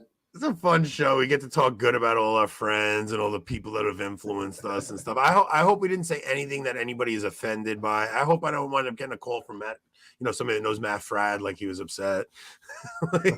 No, Matt Fradd is doing such great work. I agree. Yeah, Matt Fradd's doing good stuff. And I was very happy that he stood tall with the Calvin Robinson thing today. Look, I'm a little bitter he hasn't had me on his show. So I'm going to say a thing here or there, but other than that, I think anybody that's out there proclaiming that, the faith. He went toe to toe with Dennis Prager and did a great job too. Let's not forget. Yeah, and he challenged Dennis Prager on every little thing. Love it. It was a good conversation. I don't see your link. Didn't I get it? Just go on my Twitter. It's on there. Yeah, go to his Twitter or just go to Apple Music and look up Enoch. Yeah, exactly. And you'll see his albums. The song's called New Creation. It's featuring Kira from Mercy Divine. Her voice is just out of this world. Kevin says he had a Marion Grotto in his yard as a kid, but he's Irish. His last name is I like Kevin. I like Kevin a lot. I hope. Phoebe said, "Thanks, guys. You're both so humble." Well, I wish that were true, but we're trying to be. No, we're not humble. It's the outer appearance only. Everybody has to tell Rob how great the show was without him. It'll be no. Just tell him how bad I butchered the technology end of it. Dude, Rob is like the greatest. I honestly, let me just tell you something. That I have never been happier to have met someone as Rob. Like I met Rob from him coming on the stupid trivia show one time, and the next day I called him like, we're doing a show together, and I have never even slightly regretted it once. Like I've never met a better friend in my life. I've never met somebody who knows how to handle me, because I like to do things a certain way, and Rob knows, all right, let Anthony do his thing. Like we have such great chemistry together. I've never for a second been like, oh man, why did I pick him? Never. I'm so happy. You guys are the Stephen Clay of the Catholic world. I will say this. I did enjoy TNT. but I like you guys together for what you do the best. I think there's something important about having like two guys just have a conversation. Like a lot of shows do the one guy to discussing a topic. I think it's important to see to just see two guys just having a conversation about Catholic topic, and then add a third person in every once in a while, get a guest on. But I think it's a different dynamic. I don't think many other people are doing it, and we're trying to bring something different to you guys are the knockoff cereal of TNT, which is great. Enoch, thank you so much for filling in tonight, man. I'm so glad I picked you to come on tonight. This is a great show. Great theme. I had a blast. I hope dude, I can sit and talk to you for seven hours straight. Like it's nothing. So God bless you, brother. Thank you. Yeah, guys, if you didn't hit like, subscribe, tell everybody, share the show. Please share the show because that's really the best way to beat the algorithm. But we appreciate you guys checking us out for so long. We did have like 50 people in the chat at one point. So thank you guys a lot. And we will see you guys next time. Wait, let me just make sure I have a song to play us out with. Hang on. Oh, man. I'm the worst. All right, wait. Let me What up, Cut? What up, Cut? Wait, I know. That's a good one to end out with, right? Wait. Let me see. Wait, what did I do? Wait, don't go anywhere, guys. I got a little something. Wait. Oh, I got a good one. Here we go. This goes out to all you men out there who are inclined to submit yourself to the lowest faculties in the most pathetic manner. You effeminate man think you were created in order to consume endless amount of pleasure without any consequences?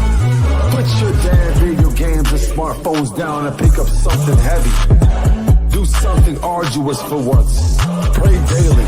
Submit yourself under the interior discipline. Learn a trade. Buy some land. Get married and have lots of kids so that may you one day raise a generation of virtuous warriors. Learn the rules